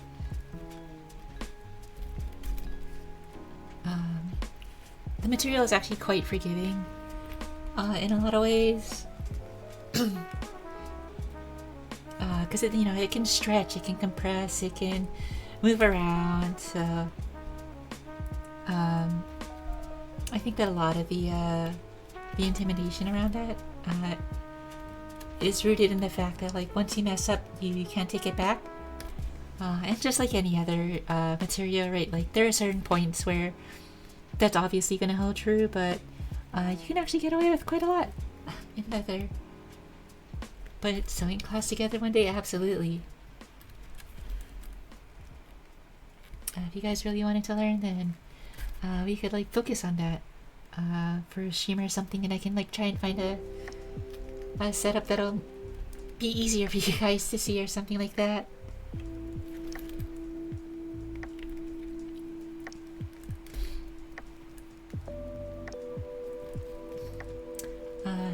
Yeah, I would be intimidated because it's quality material, but you make it look you make it seem flexible. Oh, believe me, that's not me. That's the material. I mean, okay. There's a couple of things that I think. Whenever I say this, I always think of Alton Brown. If you're familiar with Alton Brown, he is a chef that ran a show called Good Eats on Food Network. And I was a huge fan of Alton Brown, and he always had this mantra that he had for his kitchen, that he hated what he called unitaskers, which were tools that were only good at one thing. And he really espoused the idea of valuing multitaskers, like tools that can do all sorts of different stuff. And at the time, I had really kind of bought into that mentality. Like, I had thought, like, yeah, if a tool can do multiple things, then that's great, because, that probably means that you don't have to buy two separate tools that might cost you more money than just one tool that can do, like, both things. But as I've done leathercraft, I've kind of realized that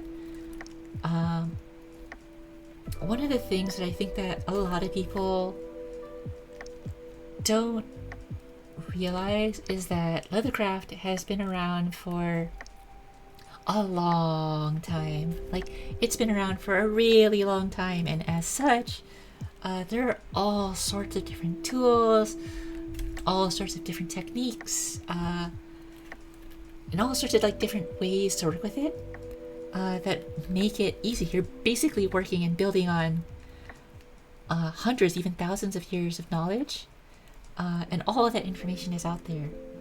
So when people get intimidated by it, I try to remind you that it's not that it's a quality material that's like mystifying that you're gonna mess up.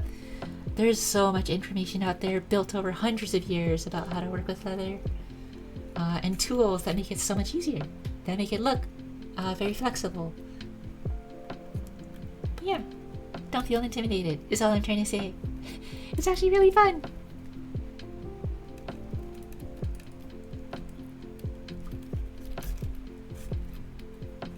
Alright, so the other thing is that we've reached the end of our stitch here. So this is the bottom, but if you've ever done like sewing or something similar, you'll understand the concept of backstitching. So backstitching is basically going back up through our piece a little bit, so that we overlap our previous stitches. And part of the reason why we do that is that this last stitch here, if you were to just cut our thread right there, that'd be the weakest point, and we can feasibly just rip it apart, rip it open. So we're going to do a couple of back stitches so that the ends of the thread are actually buried a couple of stitches deep. So I normally do 3 back stitches.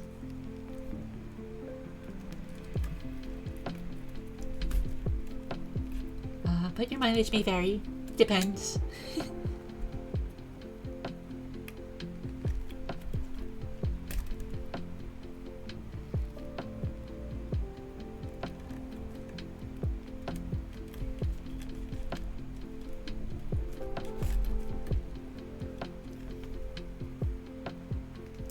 And so this is the third stitch that we're going back through.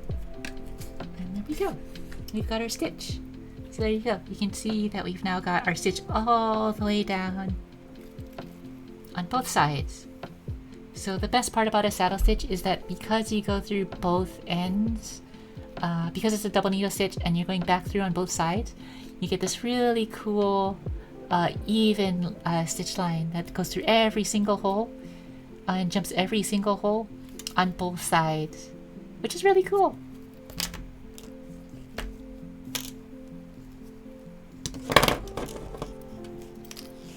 So what we'll do is we'll snip our thread, and I use wax polyurethane thread. So we take a lighter, we're gonna light this and melt the ends so that it kind of mushrooms out. So we're gonna melt the ends and then push it down so it kind of like mushrooms out and then forms a cap that makes it so that it's harder for the thread to actually pull back through.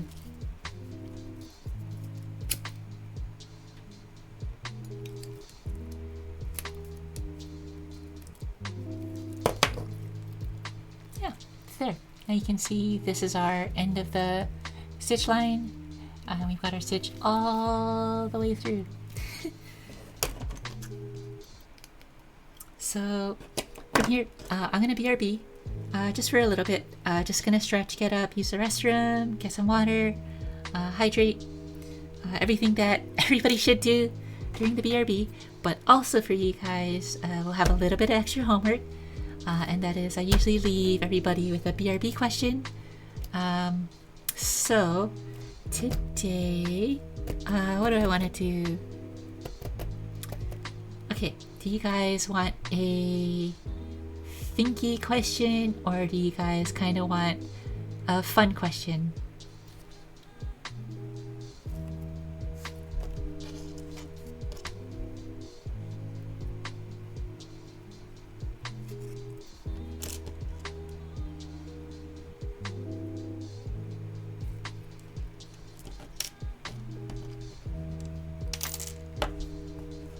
You want a fun question? Okay. Alright, let's see. For a fun question...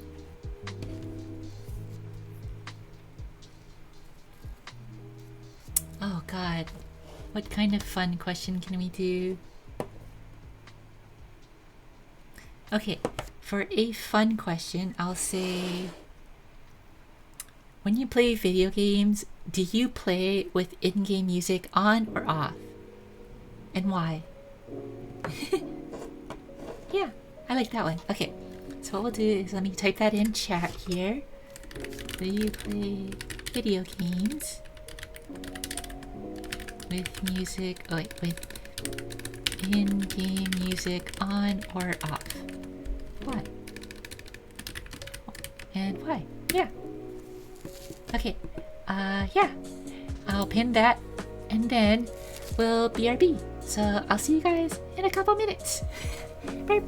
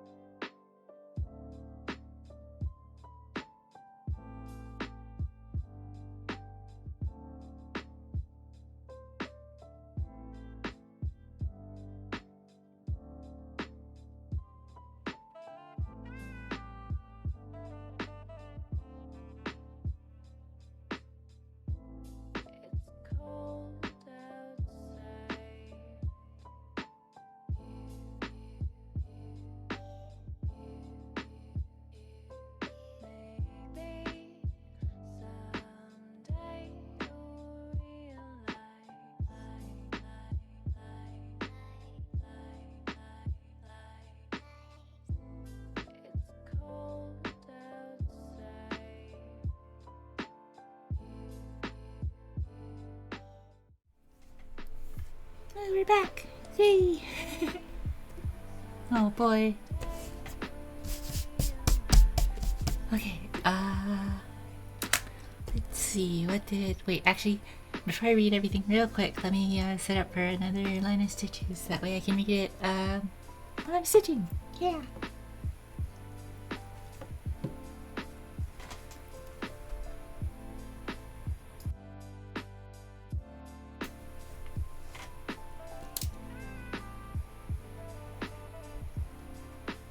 Welcome back, Rachel. Oh, thank you. Oh, Alex, welcome in. Hi, how are you doing? Oh, I'm so sorry you probably came in while I was AFK. I'm so sorry.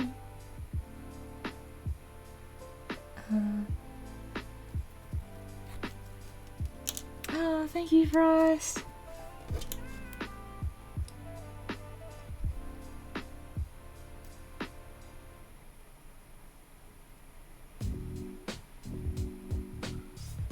Okay, there we go. And look at this. Oop, wait, there we go. Look at it like this. Okay. And then let me unpin this. And then let's see what you guys said. You always come up with good question on the spot. Oh, no. Thank you, Cass.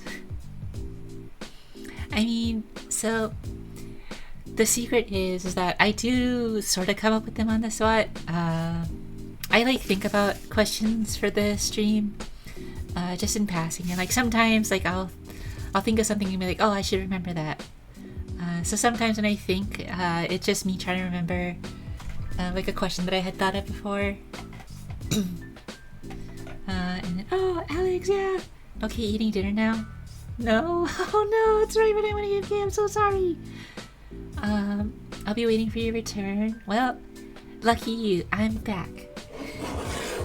And then Cass, you said 90% of the time I listen to endgame music. The only time I turn up my own music is farming stuff in FF14 and gacha games. Yeah. Okay. I can smell your food, Alex. I'm about to get you. Oh, uh-oh. Alex, run! And then Alex said, I play games with in-game music. Like 99% of them I do. It adds the uniqueness of the game, and I don't know, but there's a 1% chance that the music is overplayed while grinding over and over, so I'll play Spotify music over it. Yeah! I had a hard time distinguishing music in games sometimes, so I try really hard not to miss when the game is especially emotional. Oh, that's a good point. Yeah, like especially in like emotional moments, like a lot of the times the game score is specifically like I was gonna say specifically tuned, but like specifically designed for like that emotional beat, right?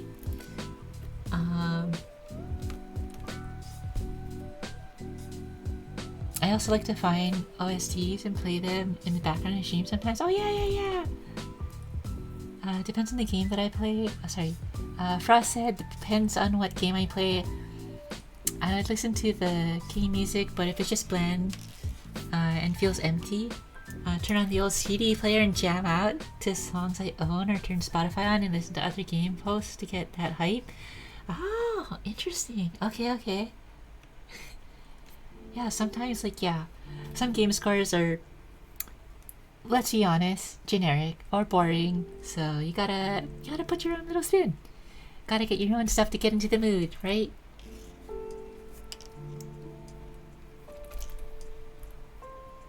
Rock and roll, yay!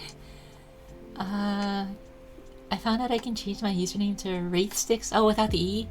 But I'm kind of attached to the E. I know. I don't know. I like the E. I think it's a little bit unique, and it's like kind of more. It gives me that that old-timey English kind of feel to it, you know, like when they add superfluous vowels and E's and consonants and stuff. That's what it made me think of.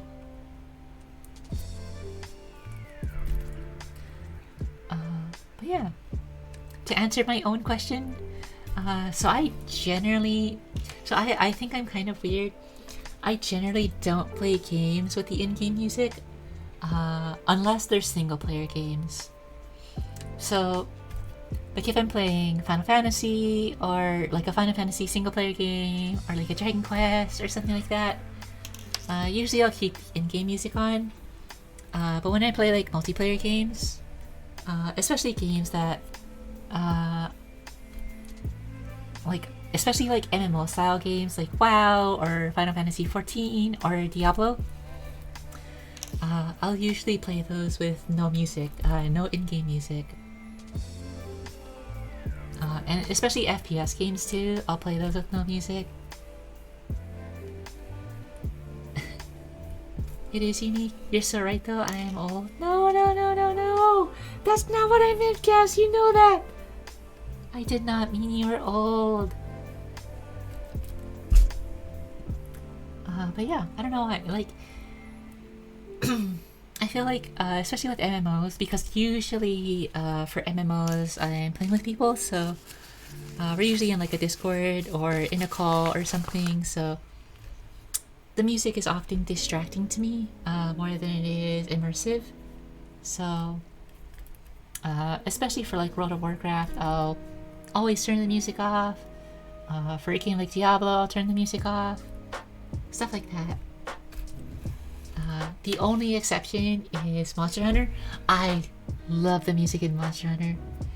It has a very special place in my heart, especially Proof of a Hero. Oh, perfect song.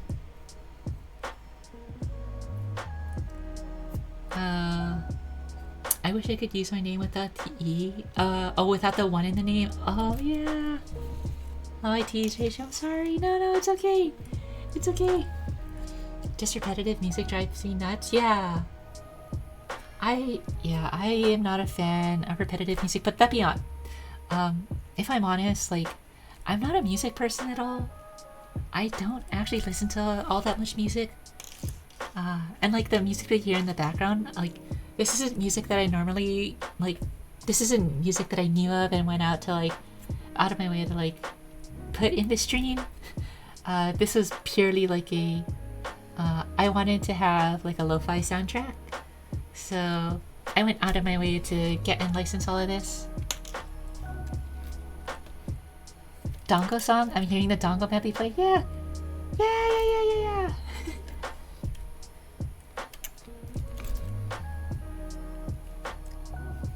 Monster Hunter music does sound so good. Oh my god, Cass. If you want, I can give you some great Monster Hunter music. From Planet Frost? Oh, the Dongo from Planet, yeah. But yeah, that's what I was thinking. That Monster Hunter Rise Dongo song. That was what I was thinking as well.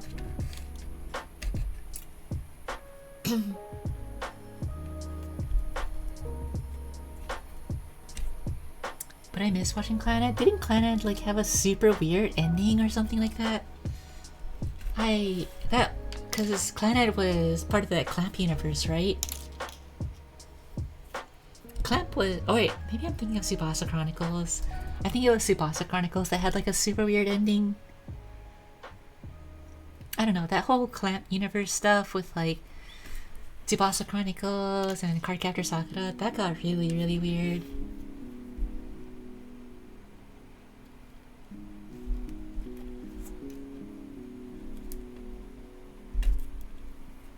Chobits and many more anime. Yeah, Chobits! Oh, that takes me back. Chobits? Oh my god.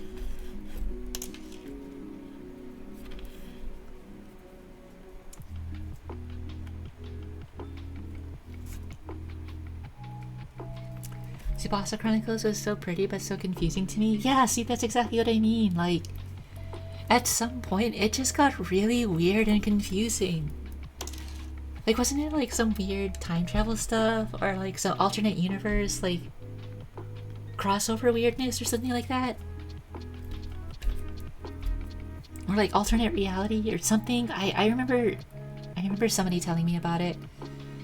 And it was so weird. sorry, I'm gonna mute the mic real quick because I gotta clear my throat.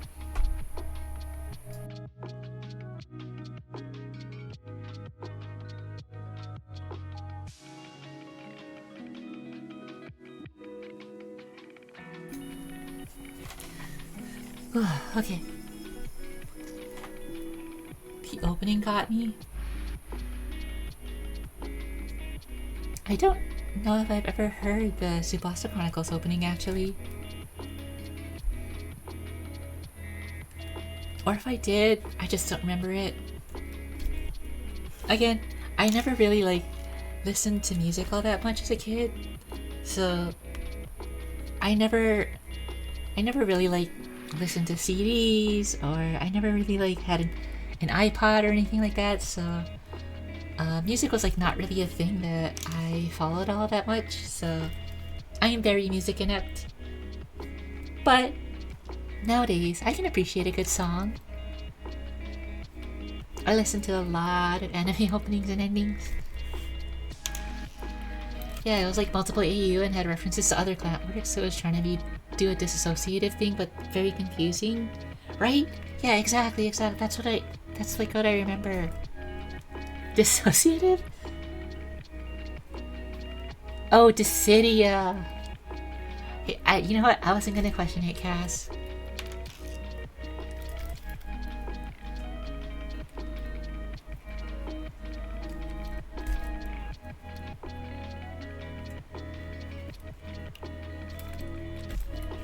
Oh my, OMG, it's been a while since I've heard the name iPod, right? Exactly. See, I'm old. You guys don't know. I'm very old. So, that's like what I remember.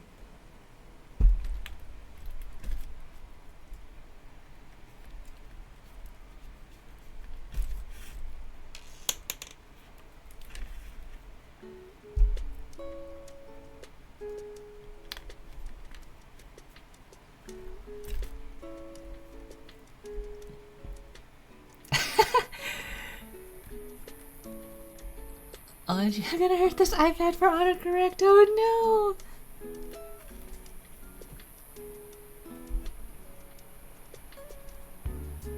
I wish I still had my grandma's CD Walkman. Oh man, that is so vintage.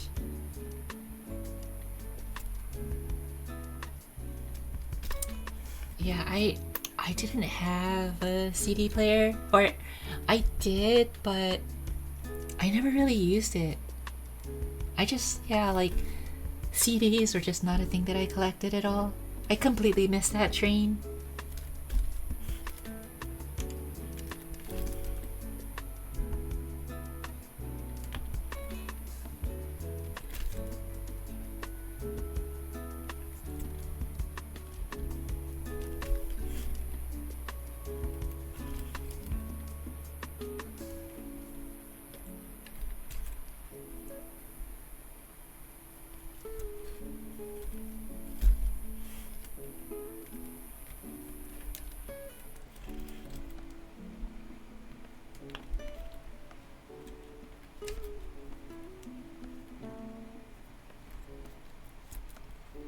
If not, give me the Persona 3 protagonist MPX player that looks like a capsule iPod from Dragon Ball.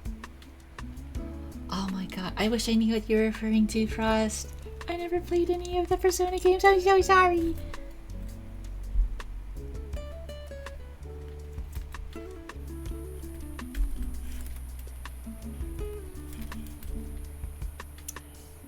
I had a friend that was like super into the SMT games, like the Shin Megami Tensei games. But like I never got into that stuff in like that universe. But if you want somebody who's really interested in that, you should talk to Kat.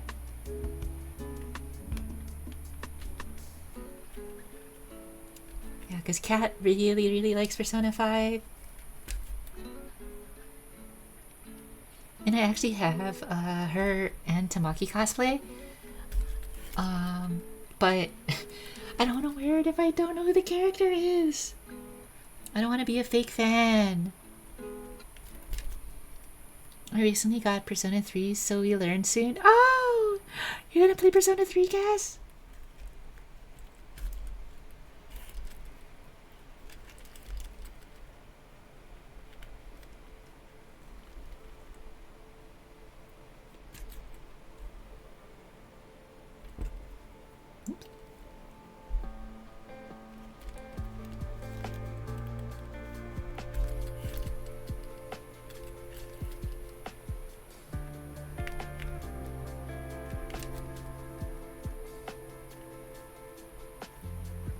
Persona?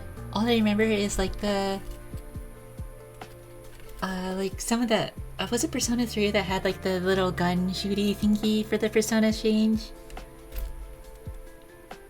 That was so wild to me. Yeah, I want to stream it eventually. Oh yeah! Oopsie. My needle came out. Okay, let's see that.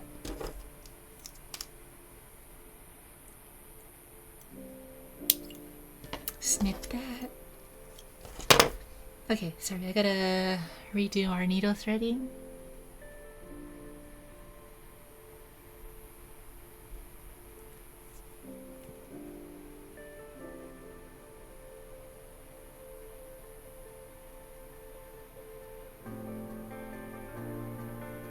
It's probably because I was too close to the edge or the end of my thread there, so just pulled out and frayed. Yep. Oh yeah. So it was Persona 3. Okay. I only played the first Persona 5 and not the Royale version. Oh, that's better than me. I played none of them.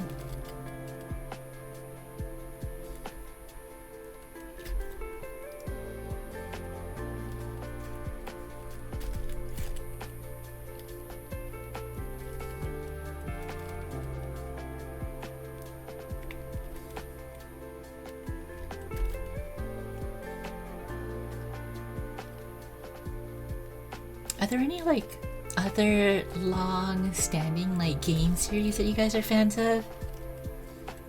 So like, I'm a huge fan of stuff like Dragon Quest, of Monster Hunter.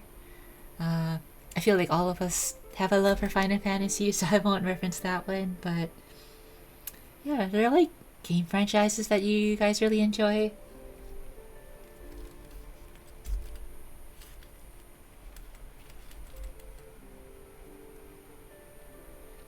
I really hope I have enough thread to finish this. I mean, I will, but that was crazy. Pokemon? Oh wait, yeah, Pokemon's a great one. Yeah.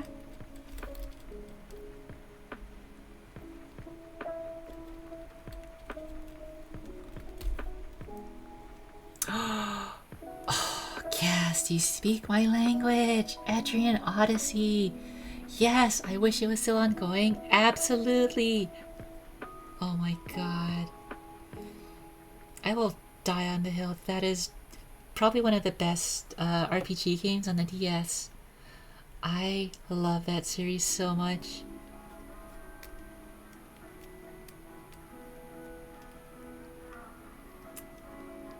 Yeah, you get me. Yeah. Like, I have played through Etrian Odyssey 1, 2, and 3 probably like a dozen, no, not a dozen times, maybe like 6 or 7 times between the 3 games. Especially because like they did the Etrian Odyssey Untold like retelling of the first game, and then they did like Millennium Girl and all that stuff, right? So those are like the remakes, and then I also did like challenge runs for them. What a good series. For me, I'll say the Xenoblade Chronicles, most fighting games, oh yeah, Advanced Wars series and more, yeah, oh my god, those are all good. Xenoblade Chronicles, like, I didn't realize how deep the lore for that game went. Because I had a friend who was like really deep into Xenoblade Chronicles at one point. And he was telling me like how like, yeah, the lore for that game is insane.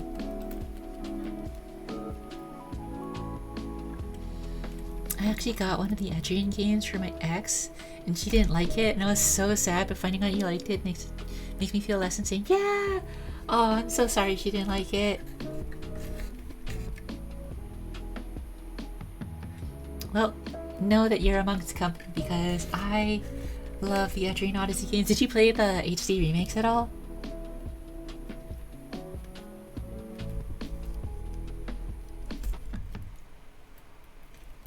I want remakes of Xenogears and Xenosaga 1, 2, and 3. Oh yeah. Oh, Xenosaga, that is an old game too. Okay. So, there we go. Got our second stitch line going.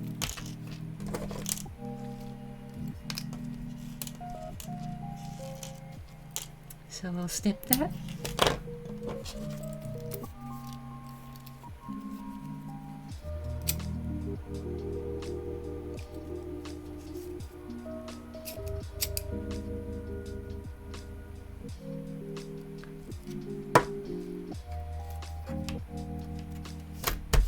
Alright, so that's 2 of our 4 stitches down. Whew.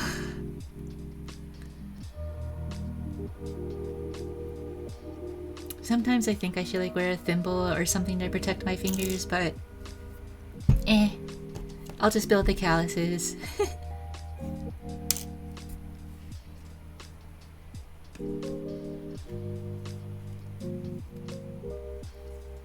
That was another game, but couldn't get into. Oh, was Xenogears a different, or was I thinking of something else? But couldn't get into it. What is Etrian Odyssey? So, oh my god, Etrian Odyssey was a game series that came out on the DS. Its key mechanic and like its key thing that made it special. I only played Etrian Odyssey 2, not HD, and Nexus. I want to eventually play as many as I can. Oh my god. Okay. If you're looking to play Etrian Odyssey games, Cass, I think 4 is, well, I want to say 4 is like one of my favorites. I think that was one of my favorite ones. 3 is also very good, especially if you play the HD remake. 3 is excellent, in my opinion.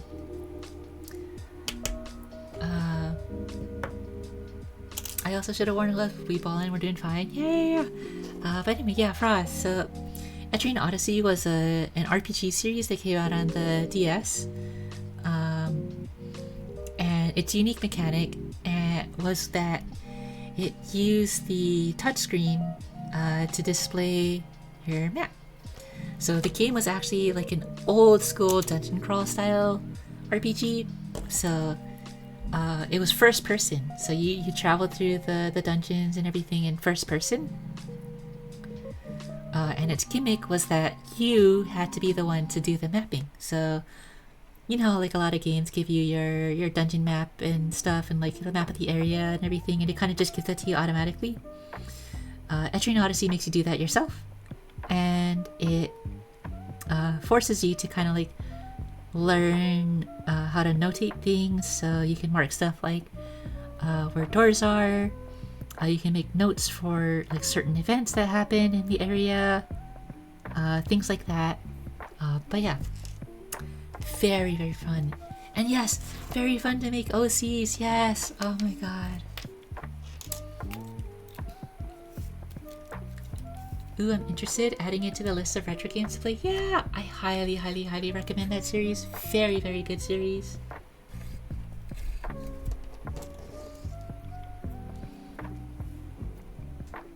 I know that there is some criticism with the early games, especially about like the difficulty curve and like how nothing's really explained.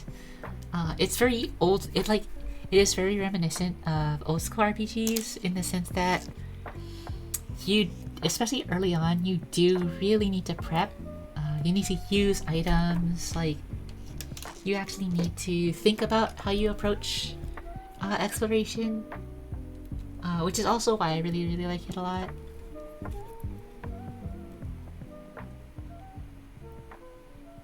Yes, one of us, Frost. Yeah! One of us! One of us!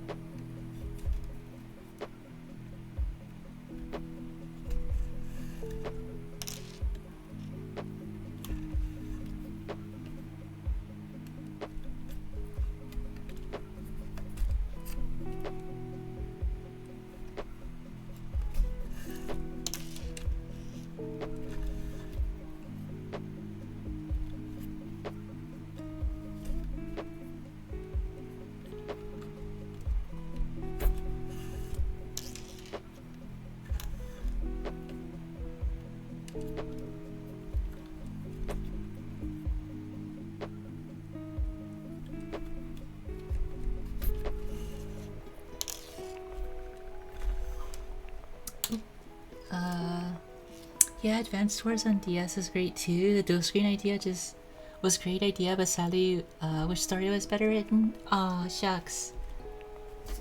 Yeah, Advanced Wars was like, I think one of the best. How do I describe it? I don't want to say casual because I feel like that has a negative connotation a lot.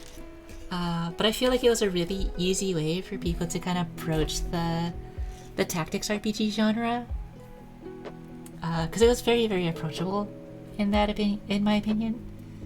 And it wasn't like number crunchy like Final Fantasy Tactics could get, or heaven forbid Tactics Ogre.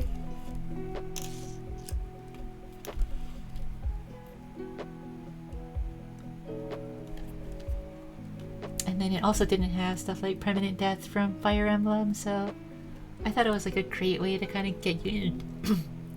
Oh, excuse me. Get you introduced to the genre.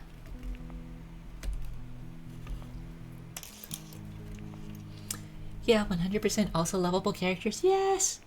Sammy is still my girl. I love Sammy so much.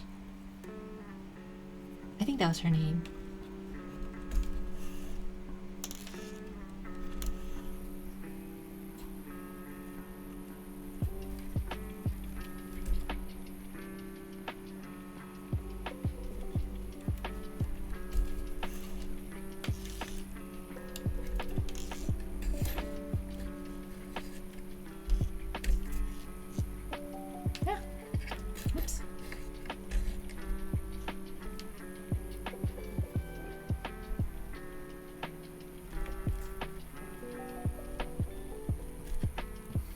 Gotta love the Gold Con faction as well as Max and Grit. Yeah!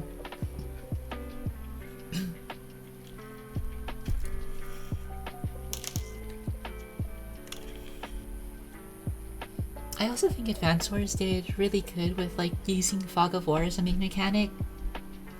Because I often find that in a lot of other tactics games that kind of use Fog of War, it's always so annoying. I'm looking at you, Fire Emblem.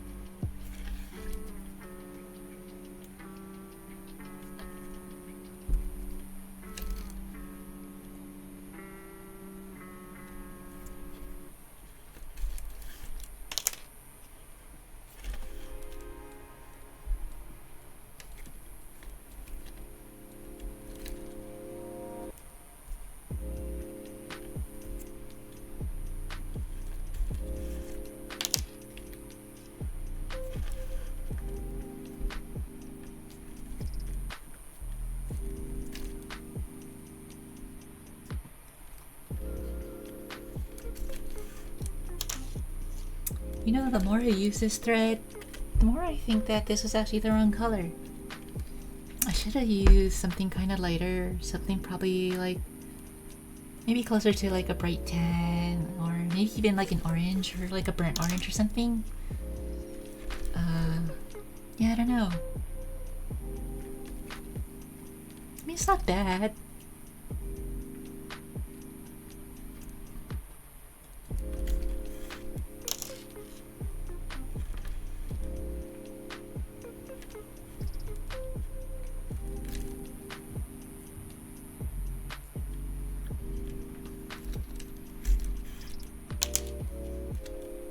I think it could have been better though. Oops.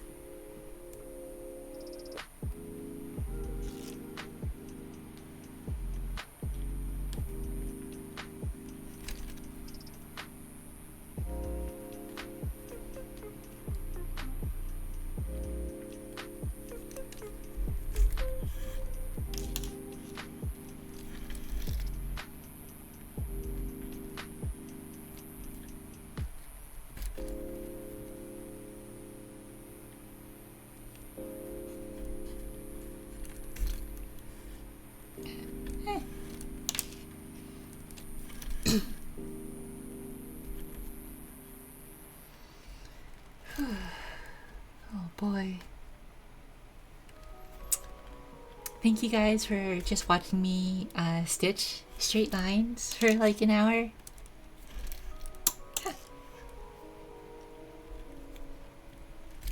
But see, this is what I mean by it just takes time. So I won't subject you guys to watching me stitch the exterior of the bag, because that will take hours to do. I'm back, just making something to eat. Oh, welcome back, Ugly. How are you? What are you making to eat?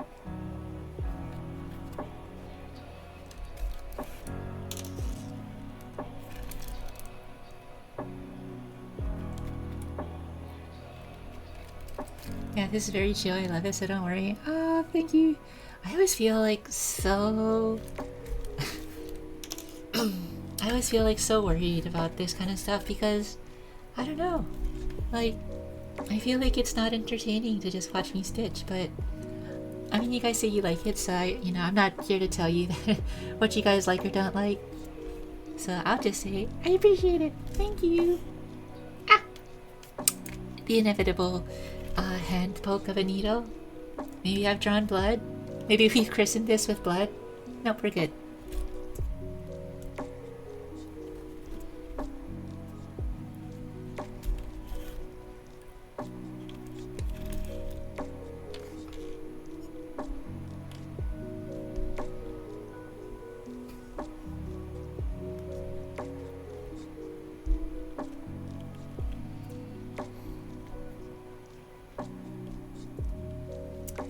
Jalapeno with oxtails? Oh, I don't know what that is. I don't know what that is, but I'm gonna say it sounds good because I like oxtail soup. So I am positive that it's not the same thing. Oh, I'd love to see it. If you want to take a picture, you can post it in our food channel in the Discord. I would love to see it. I'm not because I have no idea what that is.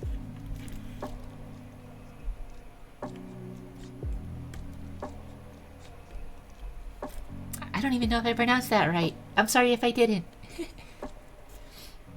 I wish I had my iPad to draw, but I forgot it. Well, oh no. Wait, where'd you forget it? Hopefully it's like somewhere that's like just hard to get to or something.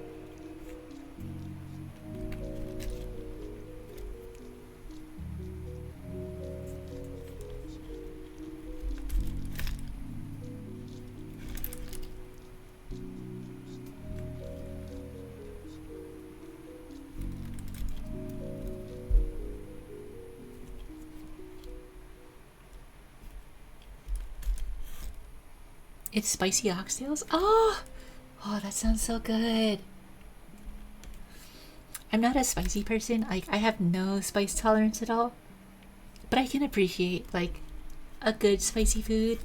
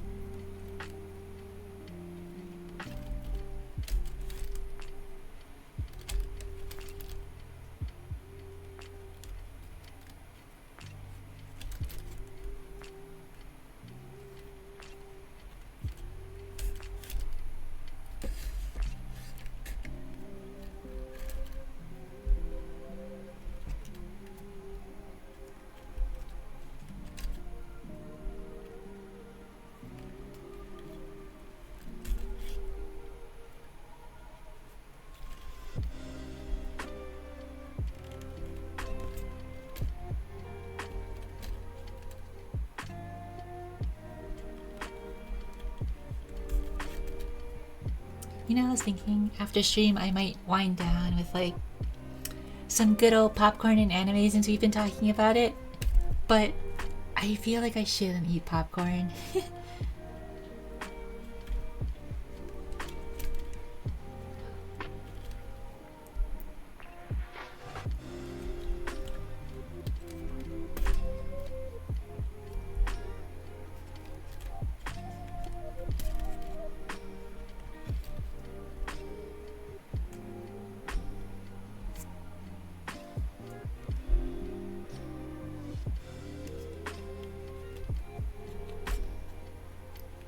Okay, perfect. Alrighty, so that's our other stitch line.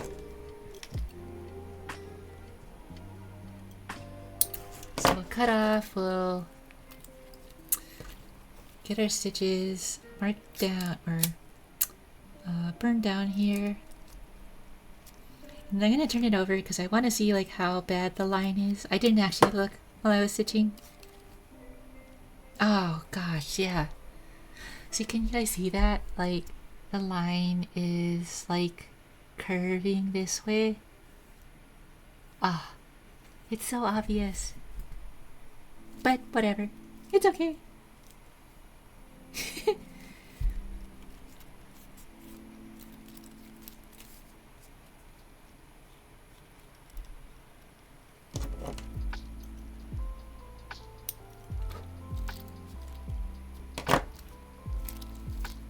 Yeah, so that side is done. So that's our zipper all sewn in. Isn't that cool?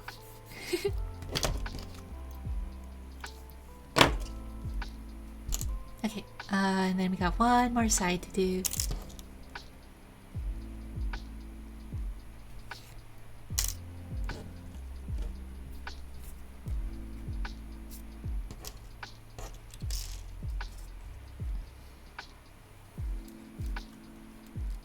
Can I post my music in the server I made? Yeah, go for it. You can post it in the art channel. I don't have a music channel because I'm not a big music person, but yeah, feel free.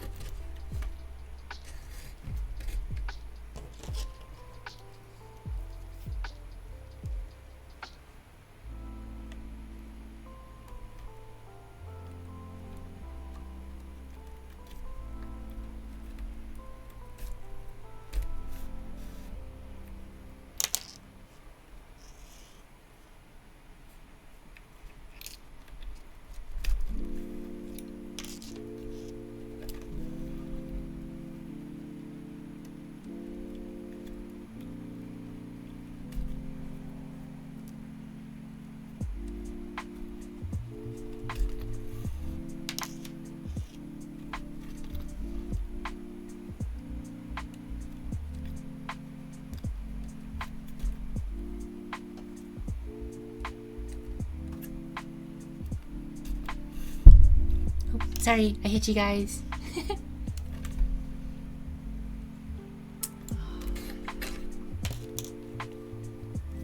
Sorry, we didn't melt this down enough.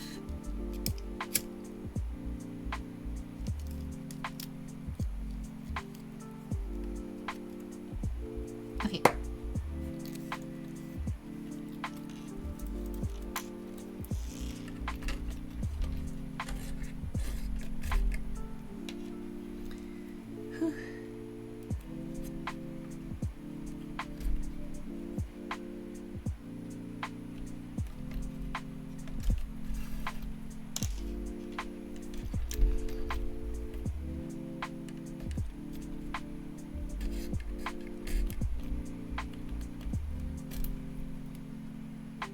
We're almost done. I'm sorry.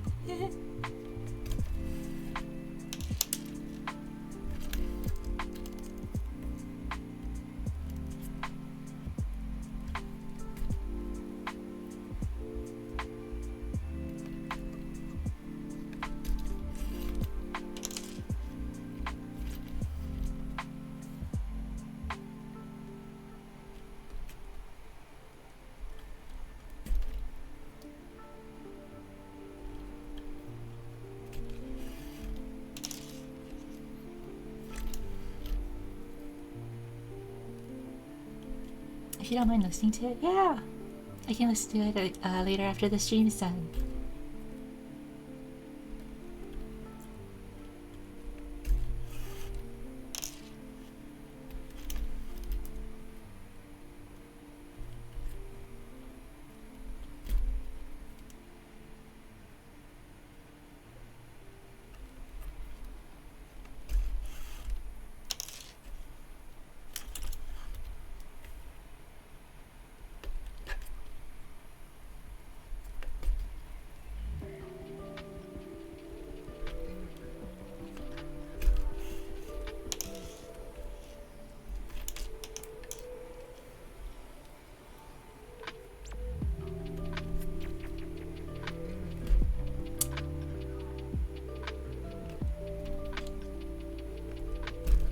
BRB, yeah, no worries, guys.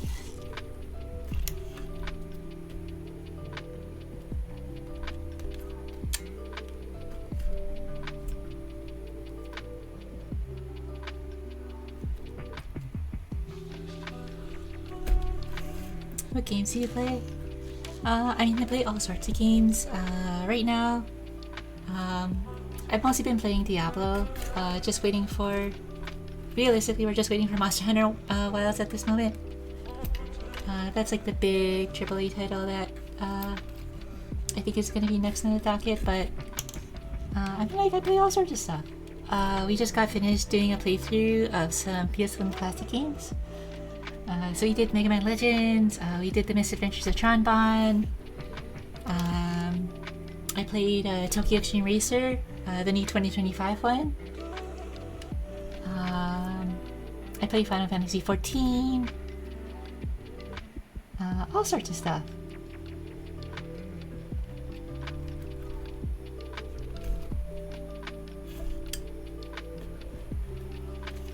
Yeah. Do you play like a lot of other games too? I know you like hopped into Underlevel Gamers stream for Pocket stuff, but do you play anything else?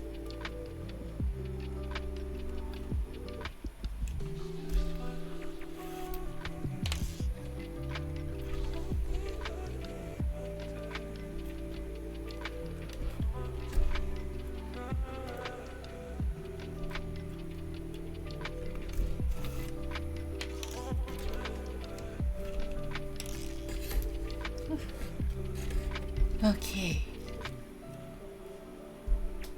We're getting there, we're getting there.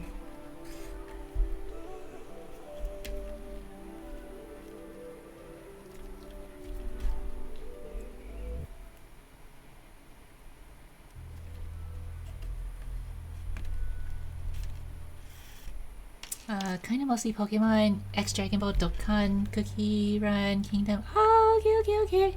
Pokemon EX, I see. Dragon Ball Dokkan Battle, and then Cookie Run Kingdom. Oh! I had like a couple of friends from like a couple of guildies that I used to raid with in WoW that were like super into Dokkan. And I actually happened to know the producer for that game.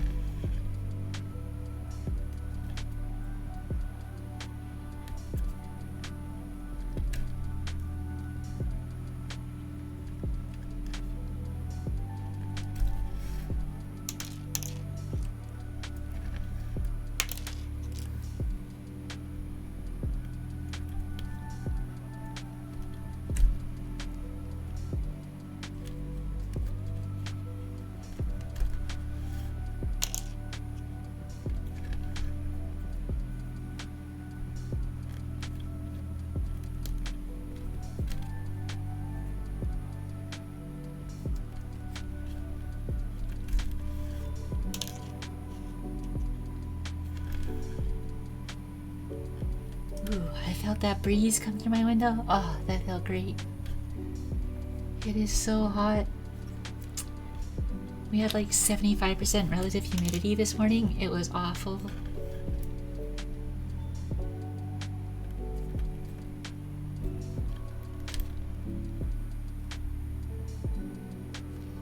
I could recommend you Cookie Run Kingdom. It's fun but grindy. Oh yeah, I'll check it out. Okay, back. Oh, welcome back, Cass.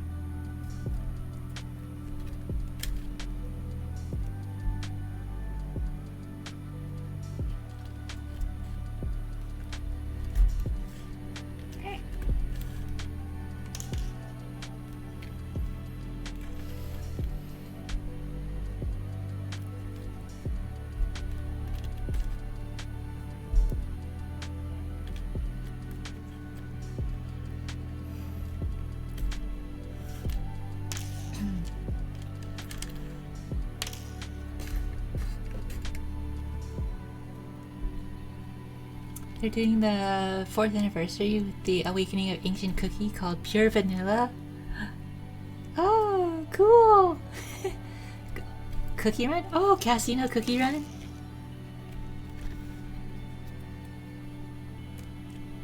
I can't say I'm familiar.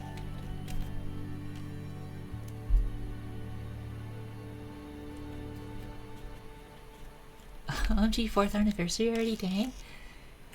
Oh my god. I'm the one that lives under the rock. I have no idea what this is.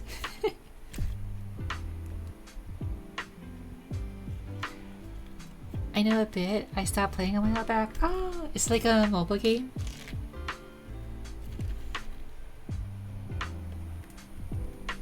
It's a cute game, a gacha game.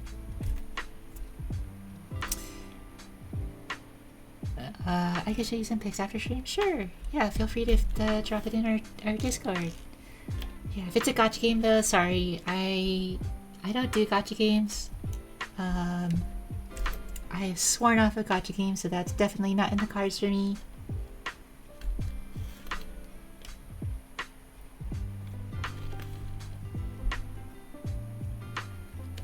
You can play it on PC as well? Oh, nice!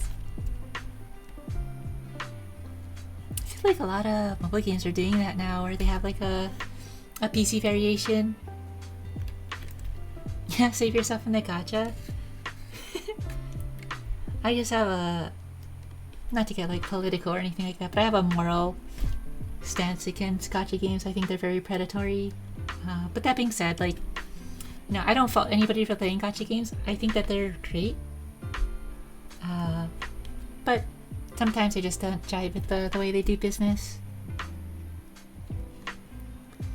Spend on Pokemon cards instead of Taka's word. Oh, instead per Taka's words? Even that though, like, I'm totally free to play.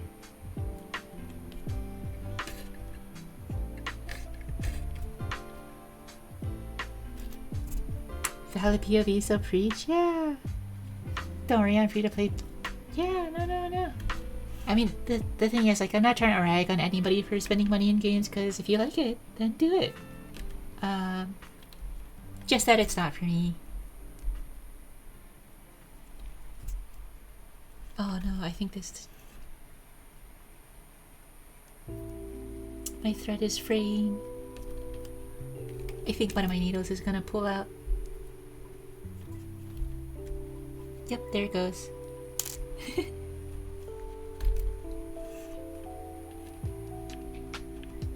Okay.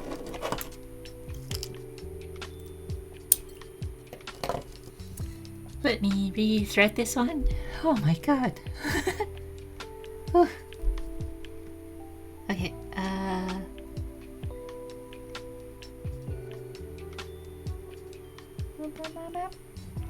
wait for it. We got this, we got this.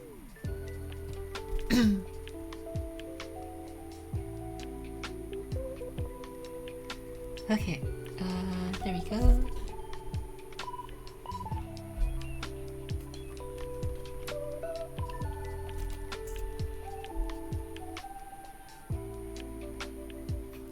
You sound like a vanilla mom after work. Wait, what does that mean? I have no idea what that means.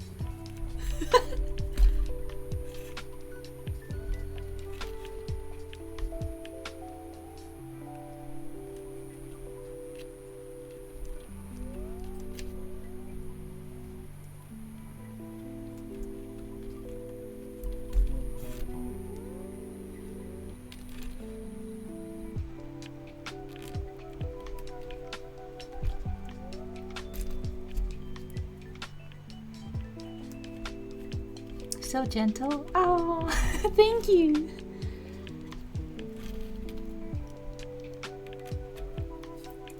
I mean, like, it's not my intention to be like gentle sounding or anything like that, but I don't know. I don't know what to say.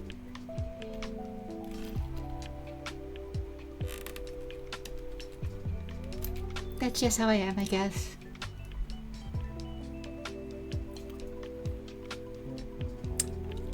One of my friends told me at one point that I have One-san energy, which I guess I'll take.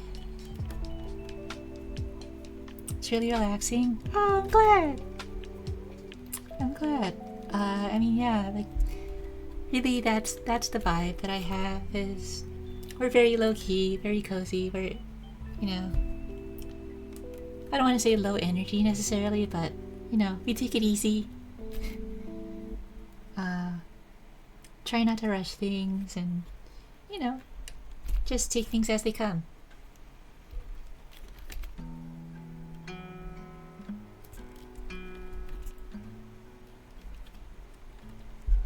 But Cass knows I can get a little gremlin-y sometimes.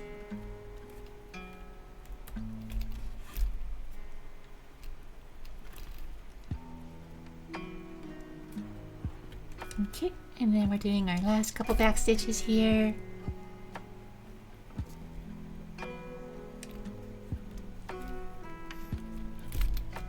Just wait till you catch me on like a game stream where we're doing stuff like Monster Hunter. Oh my god.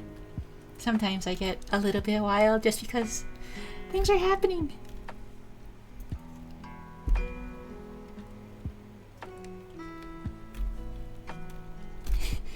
It is relaxing here, yep. Oh, thank you.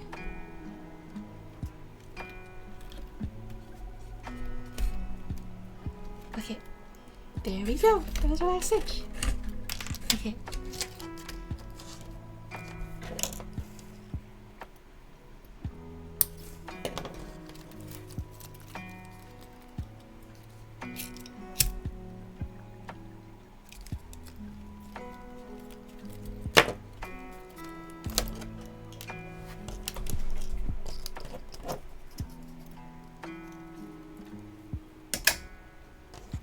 You're locked in as it's meant to be, yeah.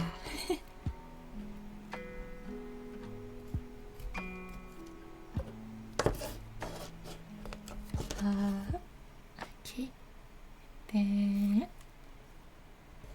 put our needles back in the pincushion.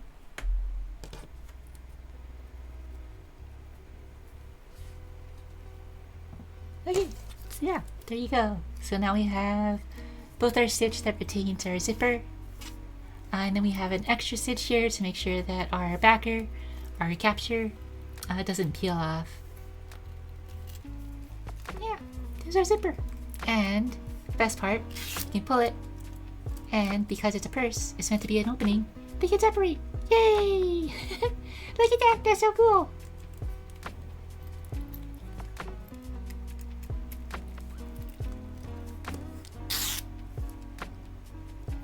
Isn't that awesome? Okay, so now that we have our stitches done, gonna do a little bit of bonking, so bear with me.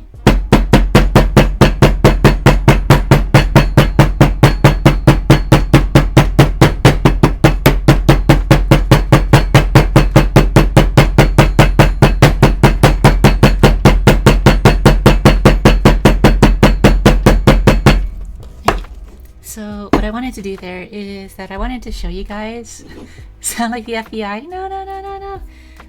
So I wanted to show you guys what I was doing. So after I do a stitch, the reason why I do like the donking and the pounding after is because what we're trying to do is we're trying to close those stitch holes a little bit, and we're trying to keep the wax thread. So the wax thread, or sorry, the thread that I use is a wax thread. So is a flat braided cord, or like flat braided cording that has wax impregnated into it. The wax is most. Oh, I'm sorry, I hit you guys again. The wax is both for strength and for just some of the waterproofness, just for the robustness of it. But what we're trying to do is we're trying to close those stitch holes a little bit, and then we're flattening that thread back out so that you get this really cool like angled pattern here. So you can kind of see that, hopefully. And it goes all the way down, and it kind of like cascades. So that's what we're trying to achieve. That's the effect we're trying to achieve.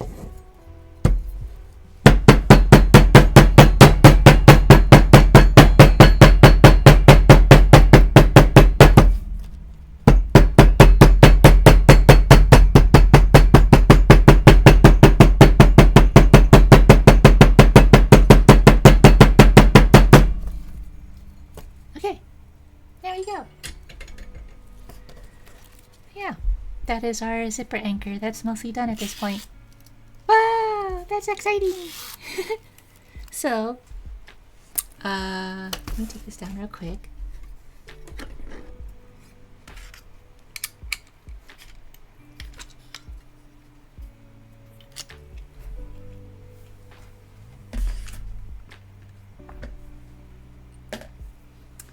So, like I've shown before, the way this is going to work is that this is basically going to stitch in here.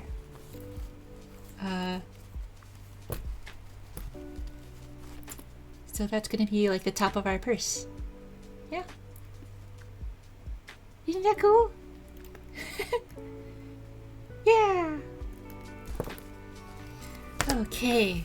So this is a major component that's done. Oh, it's cool. You're back-ish? Yeah. Well, welcome back-ish, Cat and Taka. Sorry we took a while on dinner. No worries, no worries. But yeah, isn't that so cool?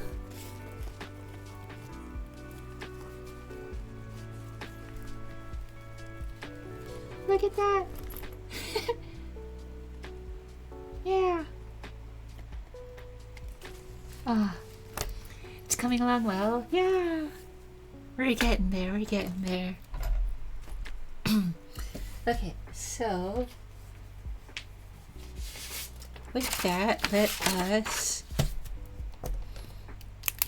So we finished attaching our zipper pull to our anchors. So we created our zip closure mounts for our interior. We've rounded our gusset corners. Next thing we're gonna do is, let's see, what do we need to do still? We need to cut and finish our shoulder strap anchors. So the side of the bag is gonna have, well, the bag is gonna have two handles for it. It's gonna have like one just normal carrying handle, and then it's gonna have a shoulder strap.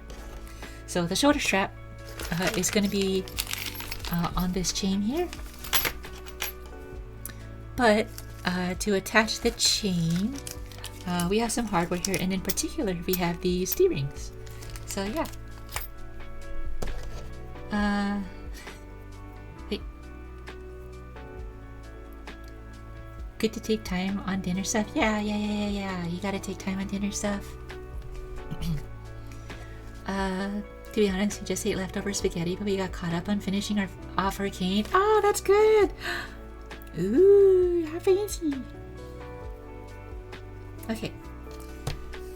So, what I actually need to do as well is, so when I originally marked the location for the holes that we're punching for our anchor, this is before I decided I wanted to do a liner.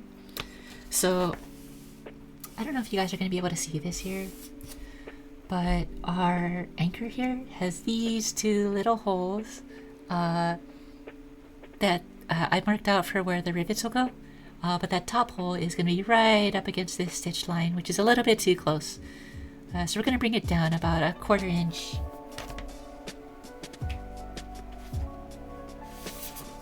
And so all we're going to do with that is we're going to take our original pattern that had our spacing, and then we're just going to pull down the pattern just a little bit.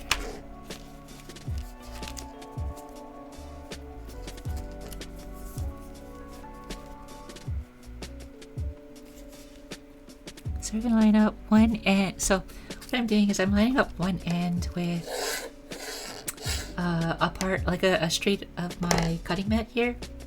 So that way we can just have like a measurement of where the gusset ends. And then I'm just going to move my pattern down about a 1/4 inch here.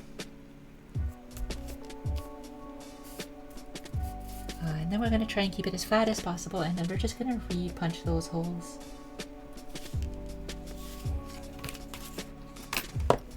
So now you can see that we have another set of holes that are just about a 1/4 inch down from the original ones. So that's what we're trying to do there. And then we're going to do the same on the other side.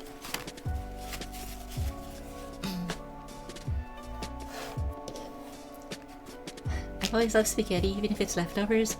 But I really liked Arcane. I left off with not really a cliffhanger, but like you don't know what happened with some people. Oh no! I hope they give us closure at some point. Oh, that's the worst!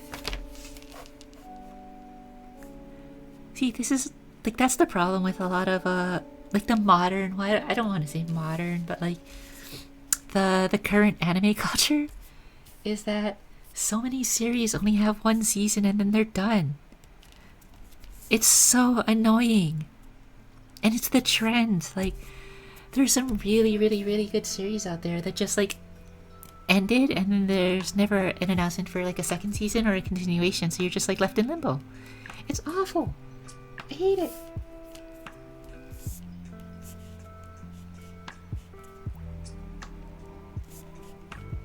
Okay, there. And then we'll keep you centered and punch. Perfect. Okay. Okay, so what we're gonna do is we're gonna glue our anchors down, and then we're gonna glue them down with the D-rings. We'll punch some holes for our rivets, and then we can punch the holes in our gusset. Then we'll marry them up, and then yeah. So first things first, though, I'm gonna finish the edges of this, just like we have with previous ones.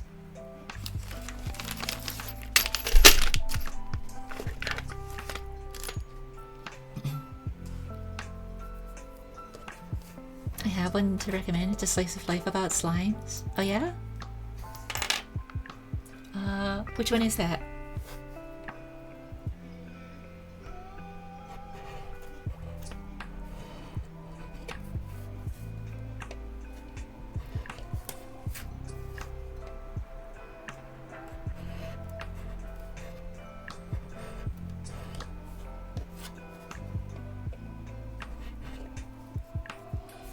So we're just beveling our edge again.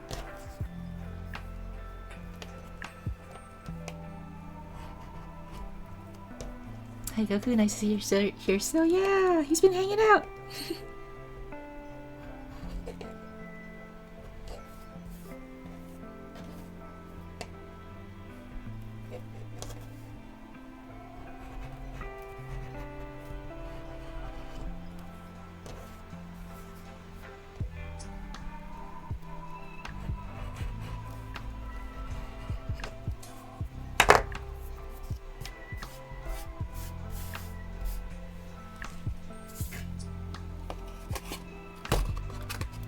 These are pretty small pieces, so we're gonna just go straight to the 400.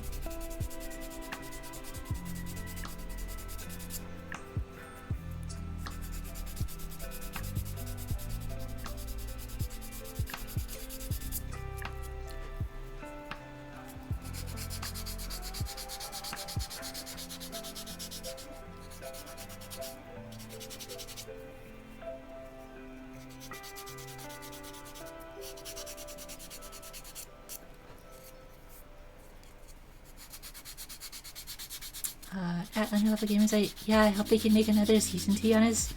I want to see more James. Yeah! Okay.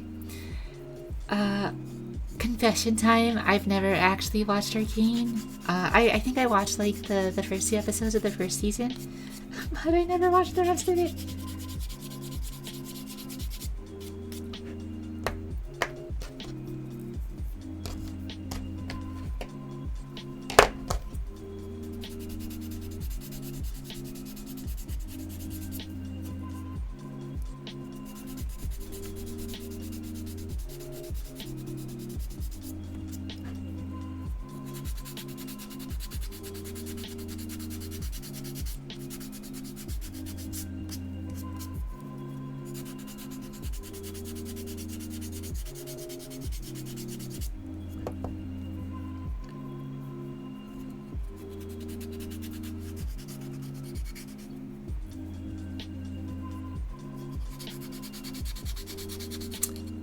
Watched by the Grace of the Gods, an anime I really loved. Oh, I've never heard of it. Yeah, I'll check it out. I'll put that in the pile of things to watch.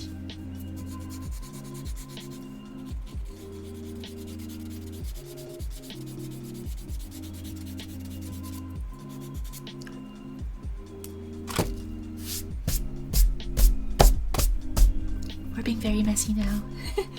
As I... okay. I think I need to sharpen this. Alrighty, we'll get our tokenol. We'll get our burnishing cloth.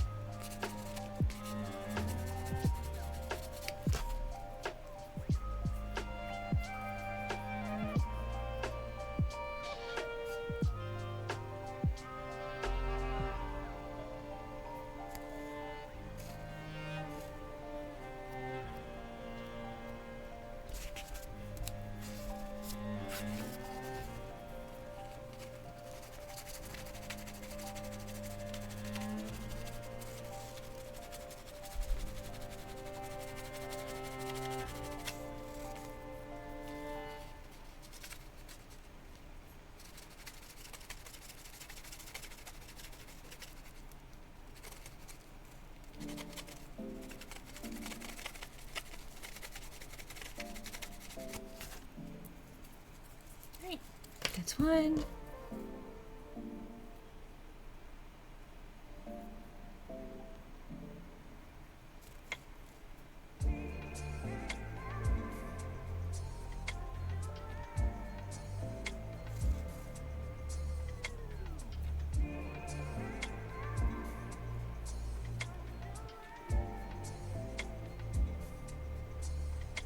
Okay. Whew.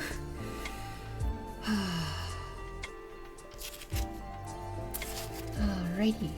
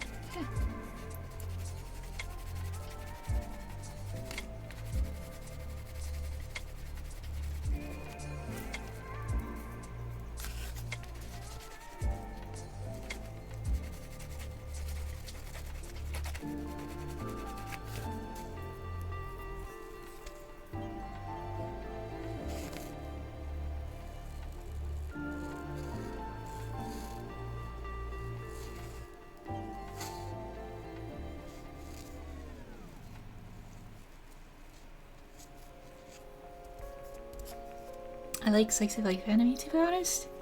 Oh yeah, nothing wrong with that. I like slice of life a lot too, and like, yeah, I feel like slice of life is kind of that. I feel like it's so cozy.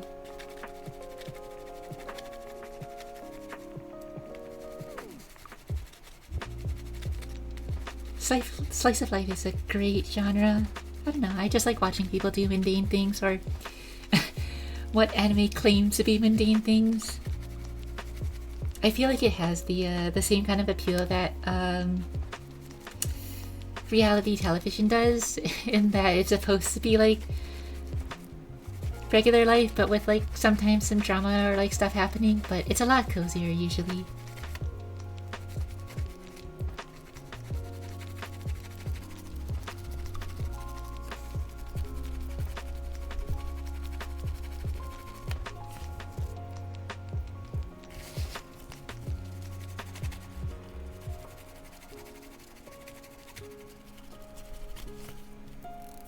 Okay, there we go. So we got those two finished.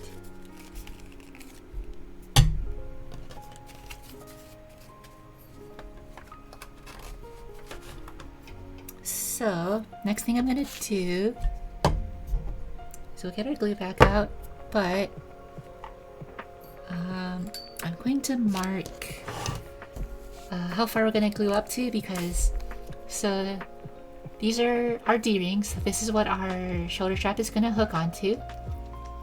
And I want to mark exactly where our glue up is, because we don't want to do this exactly in half, because our D-ring has to sit captured within this anchor point. So I kind of want to know about how much leeway that I have here. That's about a 1/4 inch, okay.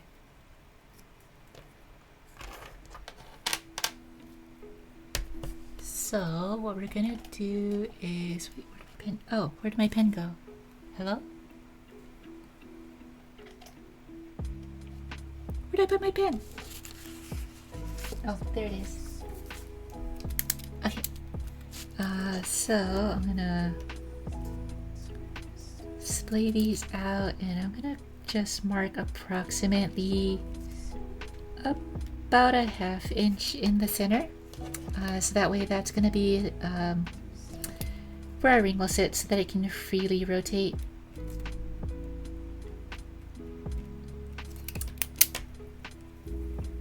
So what we're going to do is we're going to glue on these sides here, and then we'll, yeah.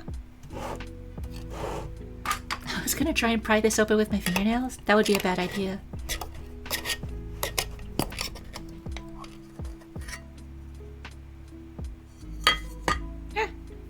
Screwdriver.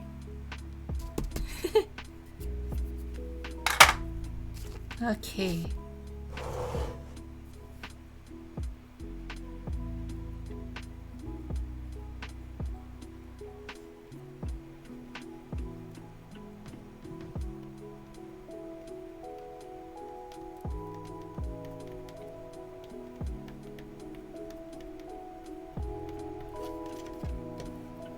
Melanie from Pokemon is cool. Wait, who is Melanie? I don't actually know who that is. I have to ask underlevel gamers because they're the experts.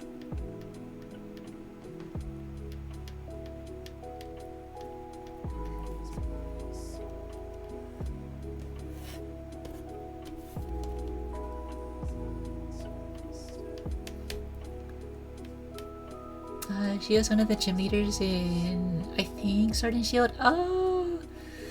Okay, that explains a lot, because I played Sword and Shield, but I don't know, it just didn't really it didn't grab me at all. So, I actually didn't play a whole ton of it. Like, I beat it just to beat it, and then after that, I never touched it again.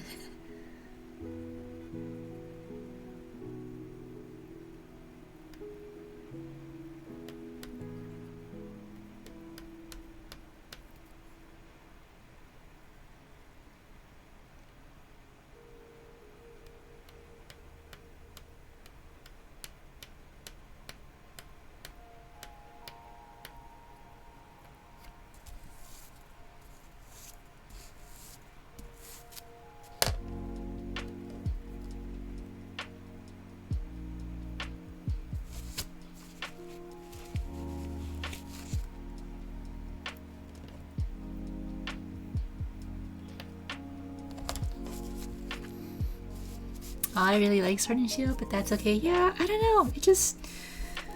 Sword and Shield never really grabbed me. I should not breathe in really heavily because I have an open can of contact cement. Oh my god.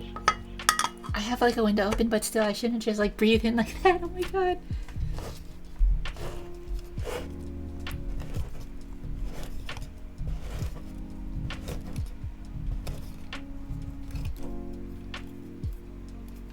Whew. Contact cement does get stinky. It does. Realistically, I should be wearing a respirator when I use it, but I don't have one on my table. I had one before I set this area up, but I don't know where it went. Hopefully you won't get affected by the smell too much. See, the thing is, I won't know if I'm affected by the smell. You guys will just start telling me I'm stupid.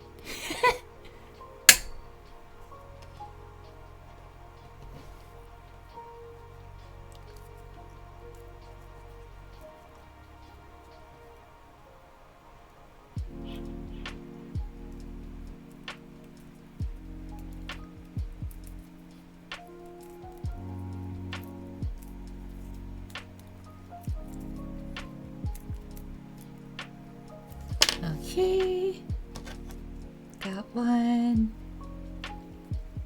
I feel like I need to shake that can or something, because like this contact cement is like not getting as tacky as I would expect.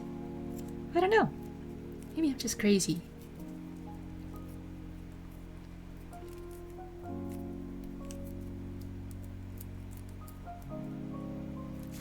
Okay, and then we're gonna get our little hammer here. We're just gonna hammer that a little bit.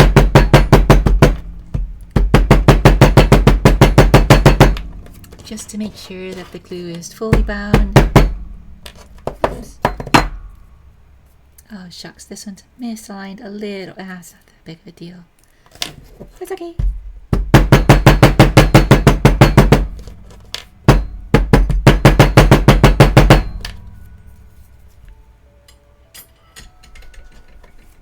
Yeah, so there you go, our two little anchors. Yay, aren't they so cute? So these are gonna go on the gusset. So here, our gusset, this is the side of the bag. And these are just gonna go like right here. And then we'll have a little hook here for the shoulder strap and everything. I'm actually wondering if I should like lower this a little bit, like even further than I was planning to. Huh. Because right now they're pretty close to the edge, and I don't like that our little ring is above it. You know what? I'm actually gonna lower where you put these anchors. Hopefully you won't get affected by the smell too much. Yeah, hopefully not. But we'll see. Yeah, I think I want to bring the anchor down a little bit. Because maybe I can do it around here.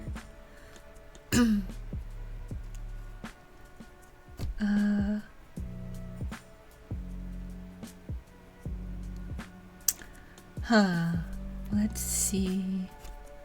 Go a little bit higher up.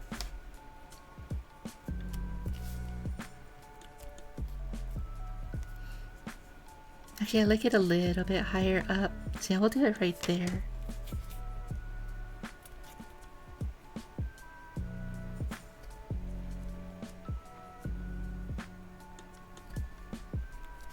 Okay.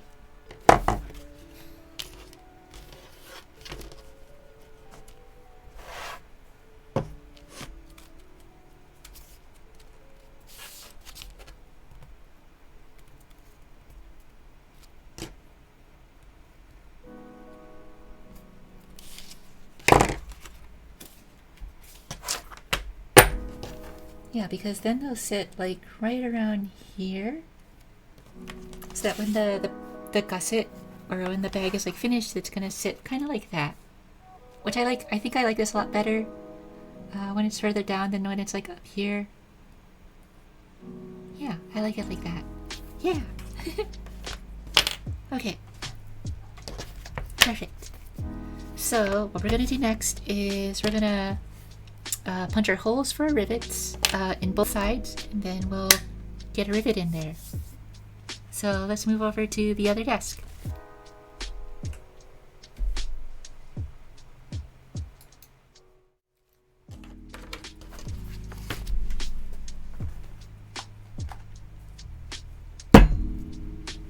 Okay, so let's start with our two small ones. But to do this, what I'm going to do is I'm going to find out which rivet I use, because that'll dictate how big I want the hole to be.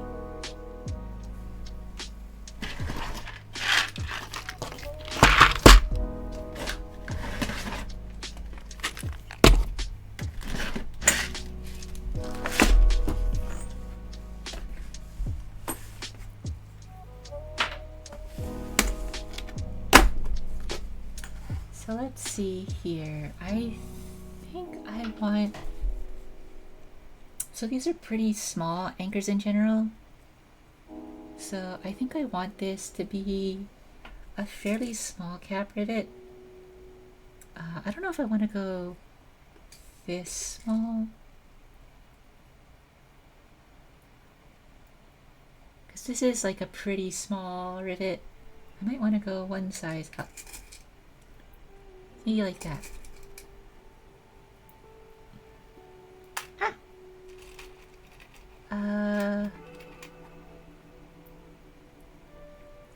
It's fun seeing your toolbox of hardware. Yeah, look! This is all of the rivets that I have. But yeah, I think that looks a little bit better. It's a little bit more proportional. Because like, I think that going up to 7 mil is a little bit too big. Especially for something that's gonna be kind of delicate. Yeah, I think that's a little bit too big. So instead, we'll do a 6 mil rivet cap. Okay, so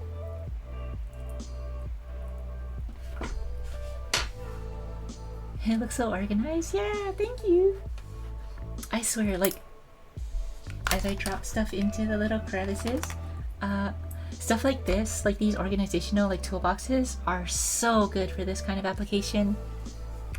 Like, they really make a difference. But the way I do this usually is that I get one of the rivets that has like the post. Oops. Yeah, so I get one of the rivets that has a post. And then I find one of my hole punches, and I find a hole punch that just barely gets around the outside of it. And that's usually the one that I'll use. So this is like the perfect size.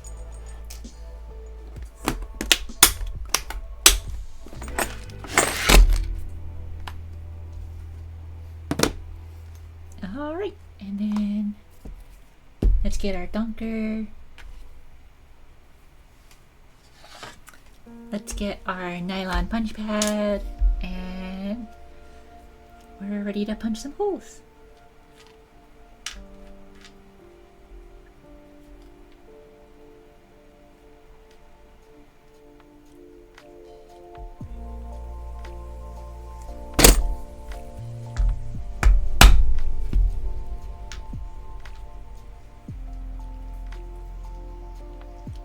Okay, there's one.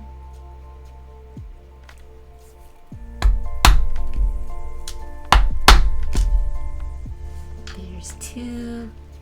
If I can get it off. Oh my god, it's so stuck. Okay, there we go. Yeah. Now we have two little holes punched in. If only this camera would focus. Focus! Focus! Focus! Focus! Focus! Okay, you guys can see their holes. Good enough.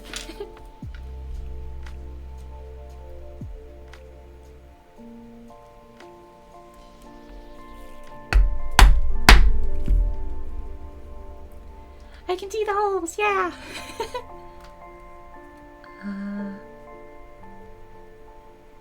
My only minor concern is that I don't have rivets with posts long enough for this amount of thickness. But I guess we'll find out.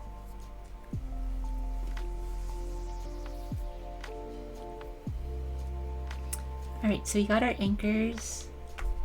So now we'll do our gusset.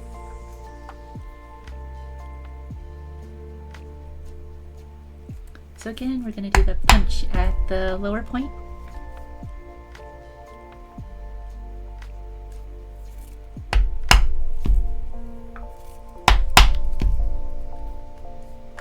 Alright, so if we measured everything properly, these holes should line up.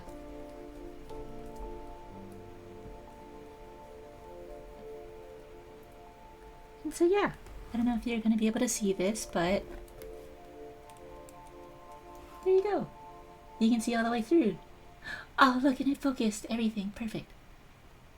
Yeah, you can see it all the way through. It's perfect.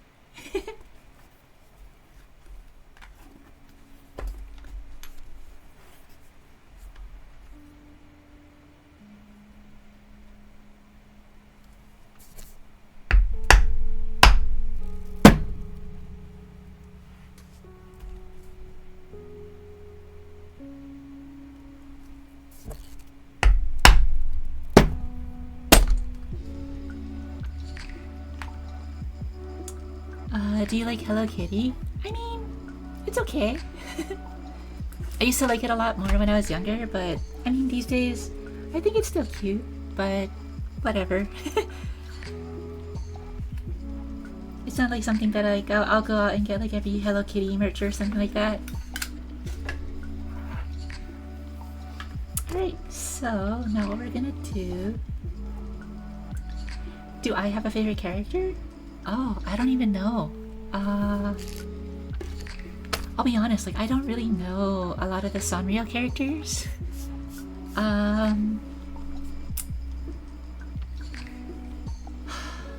That's a good question. Because at one point I really liked Batsmaru, but that was only because, you know, it's like it was that young person energy, right? Like he liked the bad guy, right?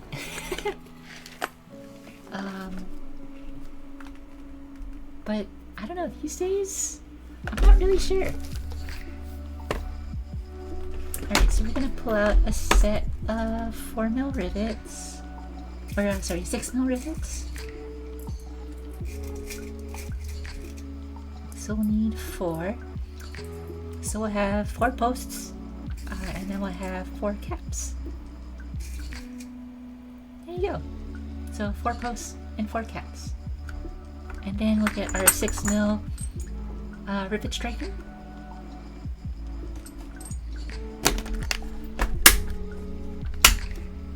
Ah, Batsmaru is cute. Yeah, Batsmaru is cute.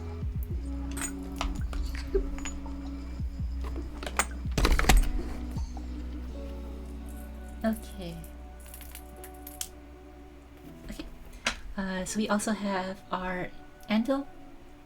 So this is an anvil that takes like multiple rivets. So I have a little bit of, I have different sizes for every single one. Cinnamoroll is my fave. Oh, that's so cute! Cinnamoroll is adorable, yeah! I thought Cinnamoroll was a rabbit for a long time. Wait, is Cinnamoroll not a rabbit? What is she?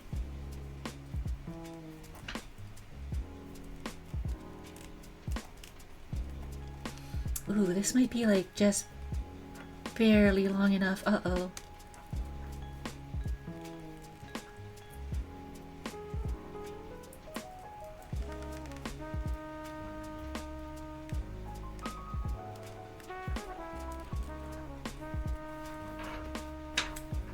I guess we'll find out. This is gonna be like barely long enough. I think she's a dog. Wait, she's a dog? What? No. Is she really? Oh my god, I had no idea. Okay. Are you guys ready? We're gonna do some big donks here, so as always, let me apologize for seeing if the mic peaks. Oops. Here we go.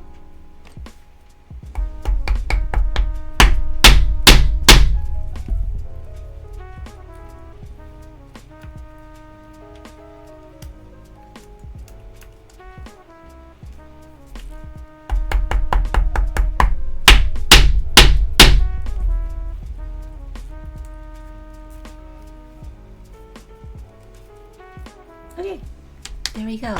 Perfect. So that's one of our anchors done. Yeah. Yeah, Google says Cinnamoroll's a white puppy. What? I've been lied to my whole life. I thought she was a rabbit.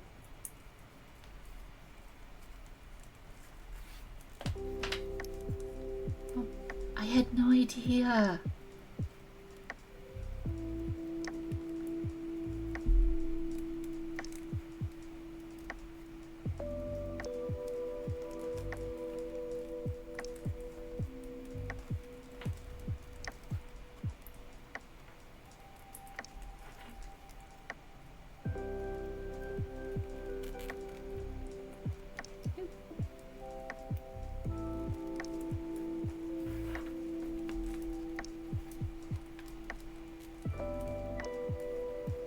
Okay, then we'll get our other anchor. More donks.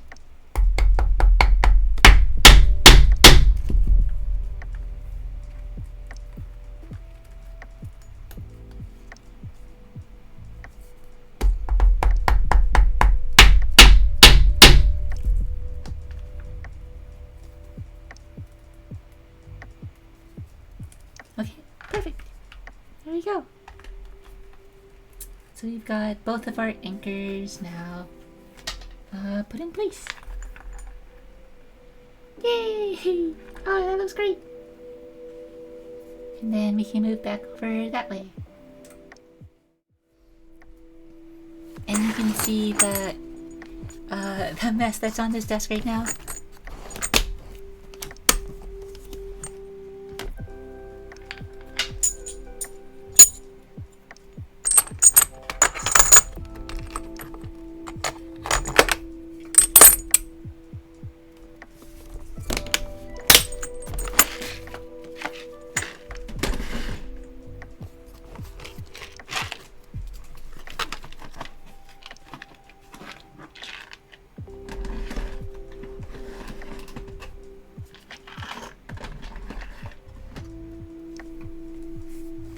Okay, so that's that done. Okay, so let's get our checklist and take stock of where we're at. So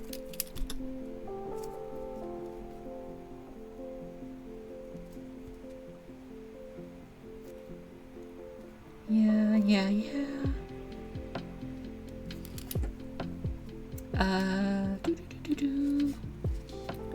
Alright, measure and cut handle location and anchor, so we're not doing the handle, this is the shoulder strap. Cut into the shoulder strap anchors, mount the gusset, so we just did that. So perfect. Okay, we're nearing some of the end stuff. Yeah. So, I think we're approaching our final stretch, which is exciting. It's super exciting. At least for like the big wow moment when the bag kind of comes together. So we're getting very close. But first things first, I want to put a little like backing piece over this, so that way this doesn't like fray the liner or anything.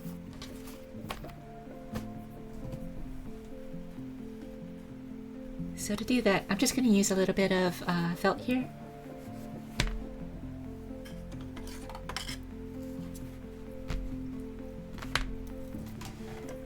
And this is like a micro suede, so it's very, very thin suede leather.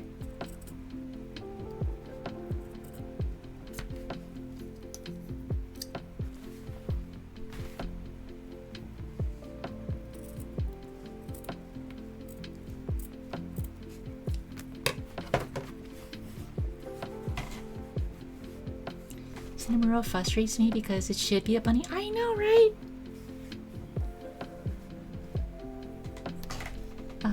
That is a cool material. Yeah. So this is leather, believe it or not. But this is a micro suede, so it's very, very, very thin. It's about like 1 millimeter, so super, super, or even I think half a mil.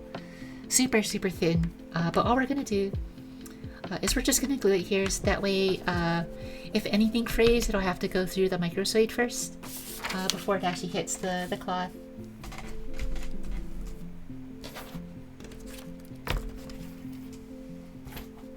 And so for this one, because it's a little bit of a quick application, we're gonna try and get the last life out of this container contact sand that I've refilled like 4 or 5 times. But look at that! It's not supposed to do that! You saw how easy that other stuff went on? Look at that compared to this.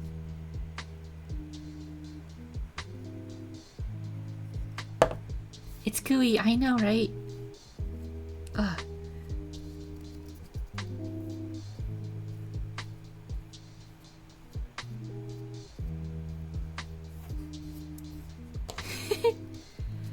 Oh my god, this stuff is crazy.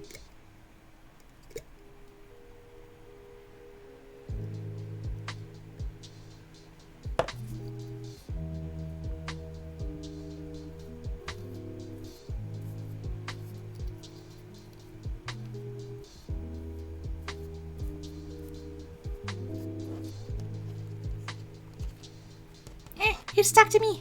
Help! Oh my god, what a disaster.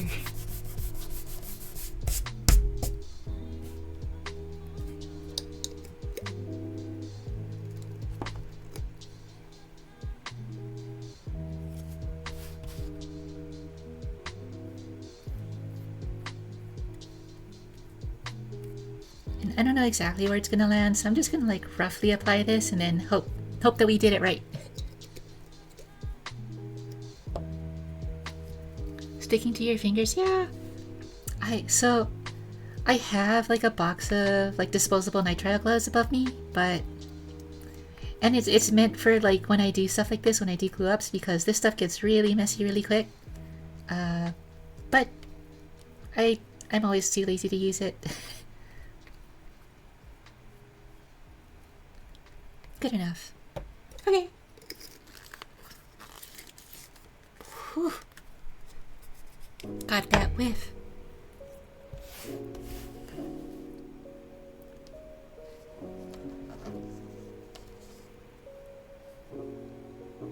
But at this point, this stuff is like dried enough out of the bottle. I don't actually have to wait all that long to apply it.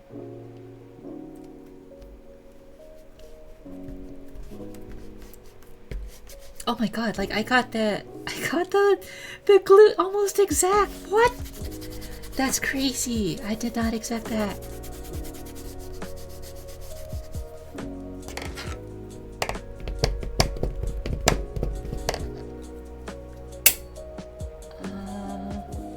Where's my slicker? Oh, there it is.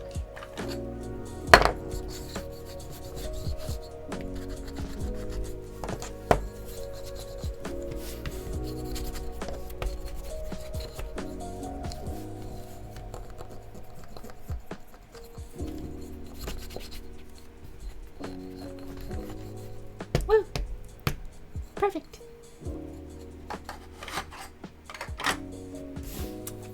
Yippee, you wrote a nat 20 in precision. I know. Like, I swear to God, it's so perfect. Like, okay. I don't know if you can see this, but just barely, like right there. Oh wait, I don't know. Shucks, I don't think you can see it. But, oh wait. You see that kind of like shimmer right there? That's exactly where my glue line was. Look at that. It's so perfect. That was crazy. Okay. Whew. Okay. Now let me take a mental stock of where we're at, because I think at this point, we're pretty much like close to almost done.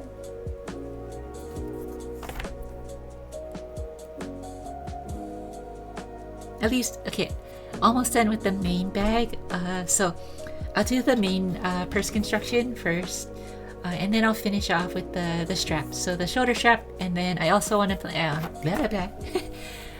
I also plan to add a handle that will sit on the top of the bag. But before I add the handle, I want to know exactly about where the arch will come up.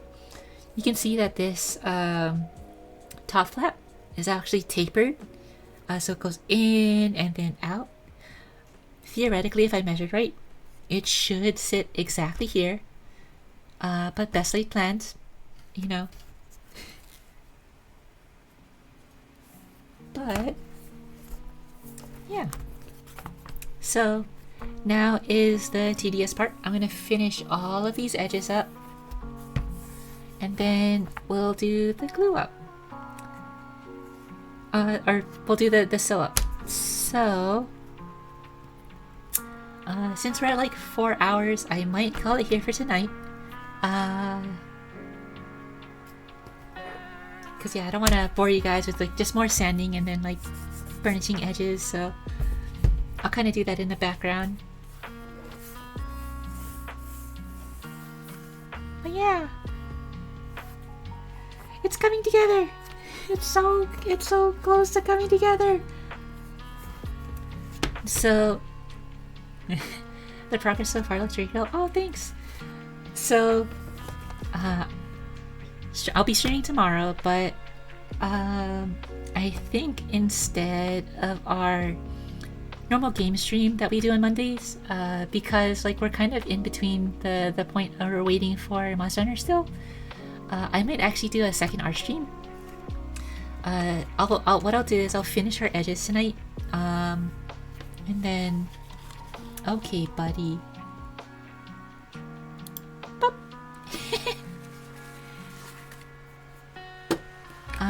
So I'll finish our edges tonight, and then ooh, sorry, I was too soft. No worries. I was literally like watching it right there, so I was like in a position right now to do it immediately, so no worries.